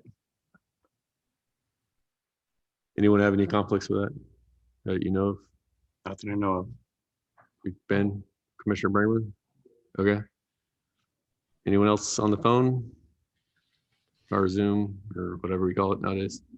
Okay. All those in favor say aye. Aye. Just confirming I have the vice chair making the motion and the chair seconding. Correct. Thank you. Just real briefly while you're on this topic. Yes. So in November, the Starbucks is slated to be there. We also are going to have a special presentation on housing element update. It'll be primarily from a Zoom consultant. And then I'm going to try to get Ms. Lopez architecture review on that item as well. Since you've partially seen it, I don't, is the protocol of this commission full hearings on architecture review, or do you ever do consent calendar for those things, or is it always a full consideration on? Trying to remember last time we did one. Yeah. You recall? Well, sorry, Commissioner Ridge Creek, but, and I think you'll agree with me on this. In the past, we've had a 3-person ARB and we've had an actual separate meeting to do it. And then the ARB does it. It's only been in this year that we've started using this whole commission as the ARB. So, or the review. So I don't know if we really have a standard. We did have an ARB meeting last week. So. Did you? Yeah. Okay. And it comes as a consent at that time, or? The ARB wasn't. The reason I asked is because you all had a chance to see it already. You kind of know what you're dealing with. I was just going to put it on a consent calendar to let you vote on it at one action. If anybody feels a problem with that, they can always pull it off and individually consider it. Anyways, that's how I was planning ahead. I don't know what your practice is on that type of thing. So that's why I bring it up. So I'm going to go ahead and do that and let you guys pull it off if you want, if that's okay with through the chair. I'm open to that. Yes. Okay. And then on the December meeting, there is a rebuild of the Shell station on the corner of 5th and E. They're going to tear down and basically rebuild a C-store and service station on that site. It will not have the lifts in the service garage. So I don't know if you're aware of that, but that is tentatively scheduled for the December meeting. Okay. Thank you appreciate you updating us and giving us a heads up. is there going to be another? Okay. car wash? Email note. Do you know, Ms. Ferguson? I don't think there's a car wash now. It's a 7-Eleven and fuel pumps. So it's 7-Eleven C-store and fuel pumps, and there's not a car wash associated. Okay. Sounds good. It's here now. So Great. Okay. yeah. We'll move to item 8, Commissioner comments, and start with Mr. Commissioner Bramer. Keep me on the edge of your seats. I just want to wish Commissioner Belza good luck in your upcoming election and your endeavors if you are successfully elected. Good luck with that. And kind of another, if you haven't had time to get out there and vote. I think this is going to be an election that everybody's going to remember when the results come in. So please do that. Please do due diligence and get out there and vote. Thank you. Commissioner Belza. Yeah, thank you, Commissioner Bramer. Yeah, I agree. Get out and vote. And I'm glad to see that we were all on the same page with Ms. Lopez. And I think we did the community a service today, you know, on a lot of these actions. So I'm pleased. And it's been a fun almost end of year. But anyways, thanks. Commissioner Bowden? If you're going to vote, probably better to drop it off. If you haven't yet, drop it off in the drop box at the clerk's office by now, because no guarantee that the post office is going to get it there in time. And I likewise was glad to see the action we took on the Chestnut Street property. We used to always hear about in previous regimes about the city staff blocking development and providing roadblocks, and you know, this is sort of an example of that. And then her being told one thing and then later on being told something else. So hopefully we can avoid that kind of thing. Thank you. Commissioner Hamas? I'll just second, third it. Everybody should go out and vote. Super important to read up on all the positions, read up on everybody's background, what they're for. I'll just leave it at that. This was a great meeting. I'm glad to see the comments, the participation for people, the different ideas coming up. And for Ms. Lopez, I mean, it just seems like to me, we've got to make it a little bit easier for people who want to clean up these areas. Of course, follow the procedure, but if you've driven down Chestnut, I mean, we've got to make it easier. So thank you. Thank you, Commissioner Hamas. Commissioner Rich Creek? Oh, I just wanted to thank Ellen and Mr. Richardson for preparing such good reports for us tonight. There was a lot of information in there.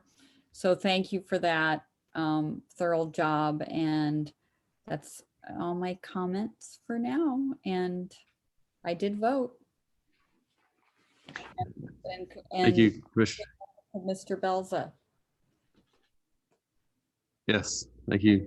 Thank you, Commissioner Rich Creek. Same here. I think most of you guys hit all the items that I was going to say too. So I always want to thank staff. I know you guys work hard. I know I was requesting information earlier than usual just to kind of get ahead of the game. So I appreciate trying to help me out on that. And also want to, you mentioned parking earlier. This is just another item. Sorry to go back to stuff, but yeah, I think the parking situation, the requirements here do need to be updated.